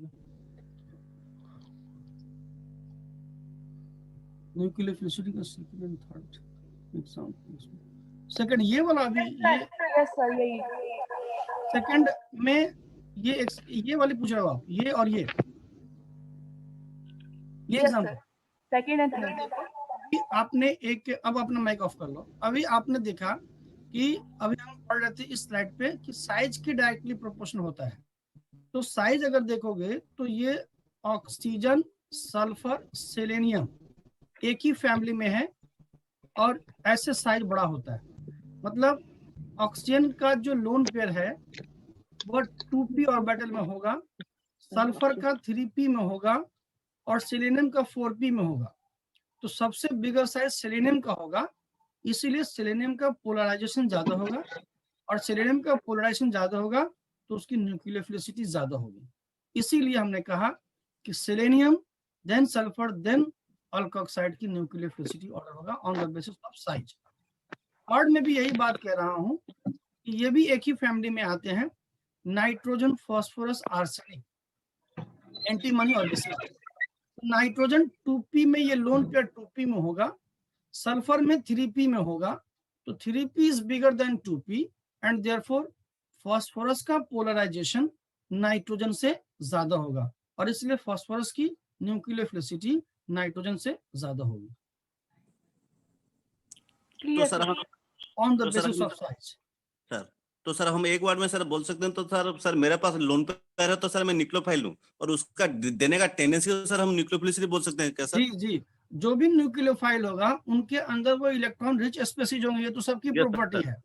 सबके Yes, अंदर sir. जैसे वाले ना अमीर आदमी है, तो सब अमीर आदमी की टेंडेंसी है कि सबके पास 5000 रुपये होना चाहिए। तो जिन Yes, जिन sir. के पास 5000 रुपीज है वो सब वो अमीर हो गए, ठीक है? ये तो एक बात होगी, अमीर कौन है?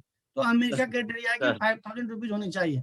अब Sir. उन अमीर आदमी में कौन सा आदमी जो दयालु है, जो इलेक्ट्रॉन Yes, ज्यादा sir. दे सकता है, पैसा ज्यादा दे सकता है, तो वो न्यूक्लियोफिलिसिटी का Yes, sir. 5000 रुपीज रखने वाले अमीर है, मतलब न्यूक्लियोफाइल है।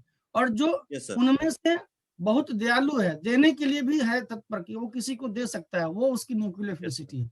तो जो भी Sir. न्यूक्लियोफाइल होंगे उनकी न्यूक्लियोफिलिसिटी चेक होगी कि कौन Sir. इलेक्ट्रोफाइल को आप रखते हैं लेकिन देते नहीं है, तो हमारे किस काम का? भाई एक इलेक्ट्रोफाइल आया और उसको इलेक्ट्रॉन नहीं मिला न्यूक्लियोफाइल से, तो वो बोलेंगे खा के न्यूक्लियोफाइल, इसके पास तो इलेक्ट्रॉन ही नहीं है, ये तो दे ही नहीं रहा है। तो इसीलिए देना जरूरी है, रखने से ज्यादा जरूरी है, रखना भी जरूरी है और रख करके देना भी जरूरी है। तब देगा तभी तो इलेक्ट्रोफाइल उसको सीन करेगा और तब बॉन्ड का फॉर्मेशन होगा। तो nucleophilicity is a very important factor that depends upon the following factor जो हम लोग डिस्कस कर रहे थे।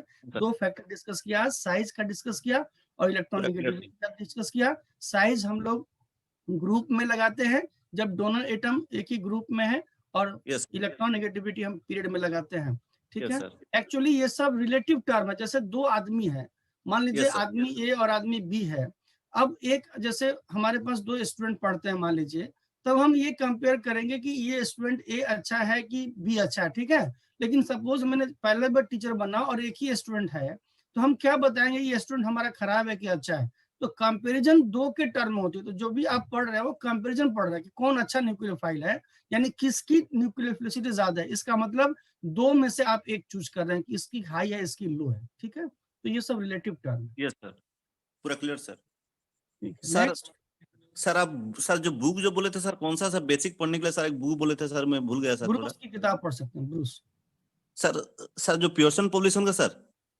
हाँ हाँ हाँ हाँ हाँ, वो सर बेसिक किताब अच्छी है, अच्छी किताब है। Sir sir thank you sir. Online भी अवेलेबल है, मतलब आप नेट पे सर्च करोगे मिल जाएगा। सर नेक्स्ट, किसी को डाउट है तो बोलो जल्दी। सर हाँ जी, सर कल वाले टॉपिक में से पूछना है, आपने बोला था फॉर्मेल्डिहाइड के लिए पाई जी। जो होगा वो न्यूक्लियोफिलिक करैक्टर शो करेगा। सर इसमें पाई नहीं इलेक्ट्रोफिलिक बेटा, पाई नहीं बेटा, पाई के हाँ जी ऊपर जो sir non bonding multiple. Electron है ना, नन बॉन्डिंग, वो हाँ जी अगर सर। फॉर्मल्डिहाइड को न्यूक्लियोफाइल बनना है, मतलब सपोज कीजिए उसके पास इलेक्ट्रोफाइल डाल दी आपने, तो उसको मजबूरी है कि जैसे आपने फॉर्मल्डिहाइड पे H+ डाल दी, तो H+ तो पता ही इलेक्ट्रॉन दे ही नहीं सकता, क्योंकि H+ के पास तो कोई इलेक्ट्रॉन ही नहीं है। तो H+ यस सर। मजबूरी पास इलेक्ट्रोफाइल है, राइट। तो जो यस सर। दूसरा पार्ट फॉर्मल्डिहाइड, उसको न्यूक्लियोफाइल बनना पड़ेगा। तो अब फॉर्मल्डिहाइड के अंदर कहाँ कहाँ इलेक्ट्रॉन है, तो मैंने बताया कि सिग्मा बॉन्ड में इलेक्ट्रॉन है, पाई बॉन्ड में इलेक्ट्रॉन है, और नन बॉन्डिंग में भी इलेक्ट्रॉन है। ऑक्सीजन के ऊपर जो लोन पेयर है वो नन बॉन्डिंग है। तो फॉर्मल्डिहाइड को अगर इलेक्ट्रॉन देना है तो वो कहाँ से देगा, तो सबसे सर ज्यादा बॉन्डिंग। एनर्जी है वो नन बॉन्डिंग की होती है, और नन बॉन्डिंग से वो इलेक्ट्रॉन ट्रांसफर करेगा। तो formaldehyde molecule will act as a nucleophile by the presence of lone pair of electron on the oxygen atom. तो वहां से न्यूक्लियोफाइल। सर क्या हम नॉन बॉन्डिंग और सर इलेक्ट्रोफिलिक करैक्टर जो होगा वो पाई स्टार से होगा, के लिए आप क्या देखते हैं मतलब कि वहां पे गेन करेगा। हाँ, तो इलेक्ट्रोफिलिक कैरेक्टर के लिए इम्पिटी ऑर्बिटल होना चाहिए। तो इम्पिटी ऑर्बिटल तो ऐसा कोई है नहीं, क्योंकि कार्बन भी 4 बॉन्ड बना चुका है, ऑक्सीजन भी 4 बॉन्ड बना चुका है। तो वही जो पाई स्टार्स ऑर्बिटल देख रहे हैं ना, पाई स्टार्स, क्योंकि खाली खाली कौन है, तो ना सिग्मा खाली है, ना पाई खाली है, ना नॉन बॉन्डिंग खाली है। खाली कौन होगा, नेक्स्ट पाई स्टार। तो न्यूक्लियोफाइल से अगर वह इलेक्ट्रॉन रिसीव करता है तो किस ऑर्बिटल में करेगा, पहले जो एंटी बॉन्डिंग पाई स्टार्स ऑर्बिटल है वहां रिसीव करेगा, और उसके बाद पाई बॉन्ड टूट करके फिर नया सिग्मा बॉन्ड का फॉर्मेशन होगा। तो इलेक्ट्रोफिलिक बिहेवियर कार्बन साइड से होता है और पाई स्टार्स ऑर्बिटल में इलेक्ट्रॉन को रिसीव करते हैं। Hello sir. Sir nitrogen 4 bond से ज्यादा नहीं बनाता है, तो क्या सर उसके जब उसका हम मॉलिक्यूलर ऑर्बिटल डायग्राम बनाएंगे नाइट्रोजन और कार्बन का, तो क्या सर उसके एंटी बॉन्डिंग में भी वैकेंट ऑर्बिटल नहीं होते कि इलेक्ट्रॉन वो वहां ले सके? नाइट्रोजन NH3+4 में जब आपको सिग्मा स्टार्स होते हैं, लेकिन आगे आप पढ़िएगा कि हर sigma stars orbital is not going to receive the electron, क्योंकि बॉन्ड बनने की जो बेसिक क्राइटेरिया होती है वह ये होती है कि एक तो फील्ड ऑर्बिटल होना चाहिए, एक इम्पिटी ऑर्बिटल होना चाहिए, पहली क्राइटेरिया। यानी एक होमो होना चाहिए एक के ऊपर लोमो होना चाहिए, फर्स्ट क्राइटेरिया। सेकंड क्राइटेरिया ये होती है कि इन होमो और लूमो के बीच, यानी जो इम्पिटी ऑर्बिटल है या जो फील्ड ऑर्बिटल है, उनके बीच एनर्जी गैप कंपेरेबल होना चाहिए। तो ये जो NH3+ के ऊपर जो सिग्मा स्टार्स ऑर्बिटल है वो इतनी हाई एनर्जी का होता है कि वह इलेक्ट्रॉन को रिसीव नहीं कर पाता। तो सिर्फ फील्ड ऑर्बिटल होने से और इम्पिटी ऑर्बिटल से काम नहीं होना है, ये भी है कि उनकी एनर्जी कंपेरेबल होनी चाहिए। 4 फैक्टर पे बॉन्ड फॉर्मेशन डिपेंड करता है। एक होमो होना चाहिए, पहला फैक्टर। इलेक्ट्रोफिलिक पार्ट से लूमो होना चाहिए, दूसरा फैक्टर। न्यूक्लियोफिलिक पार्ट से होमो होना चाहिए। समझ रहे हैं?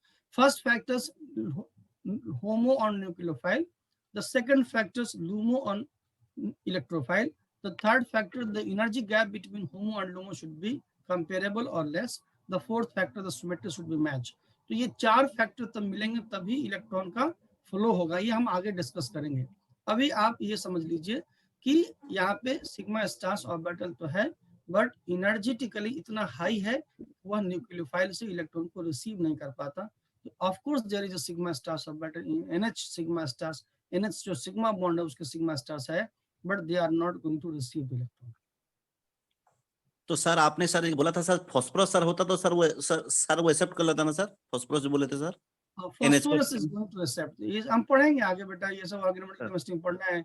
NH3 is only donor, जबकि phosphine is donor as well as acceptors because phosphorus having vacant d orbital. Thank you sir. Sir नमस्ते सर। सर और एक क्वेश्चन और था सर। हाँ जी।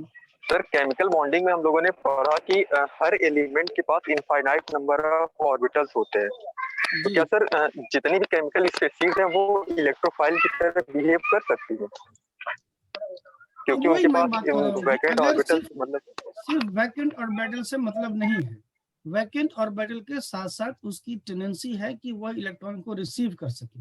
मतलब उन ऑर्बिटल की एनर्जी इतनी कंपेरेबल है। जैसे सपोज कीजिए अभी देश में बहुत सारे लोग कुंवारे हैं, ठीक है। मतलब सपोज कीजिए आप मैं नाम नहीं लूंगा, लेकिन आप जानते हैं कि बहुत सारे बड़े बड़े लोग कुंवारे हैं इस देश में, और कहीं पे लड़की है शादी करने को। तो है आप जो मैरिज का बेसिक रिक्वायरमेंट क्या होता है कि एक बॉयज एक गर्ल्स होनी चाहिए। लेकिन सपोज कीजिए कि बहुत बिग पर्सन कोई है, वो अभी कुंवारा है और एक गरीब पुअर फैमिली में एक लड़की है जो कुंवारी है, तो क्या उसका मैच हो सकता है, शादी हो सकता है? तो हर इम्पिटी ऑर्बिटल इलेक्ट्रॉन को रिसीव कर ले ये जरूरी नहीं है। तो डिपेंड करती है किससे आपको कौन सा रिसीव कराना है। तो वही मैं कह रहा हूँ कि एनर्जी शुड बी कंपेरेबल, ये बहुत इंपॉर्टेंट फैक्टर है। Right sir. खाली होने से मतलब नहीं है। आप जैसे Yes. मेरे पास 5,000 रुपया है और आपको नीड है 5,000 रुपये की, ठीक है, बहुत जरूरी सख्त नीड है, और मेरे पास है लेकिन मैं आपको दे नहीं रहा, ठीक है, मैं मना कर, साफ स्ट्रेट फॉरवर्ड मना कि मैं नहीं दूंगा आपको पैसा। तो बताइए आपके लिए मैं अच्छा आदमी तो नहीं हुआ ना, क्योंकि आपको सख्त जरूरत है पैसे की, लेकिन मैं दे नहीं रहा, मुझे नहीं देना, ट्रांसफर नहीं करना मन। तो वही बात है कि जो दे देगा वही न्यूक्लियोफाइल कहलाएगा, Yes. जो ले लेगा वही न्यूक्लियोफाइल कहलाएगा।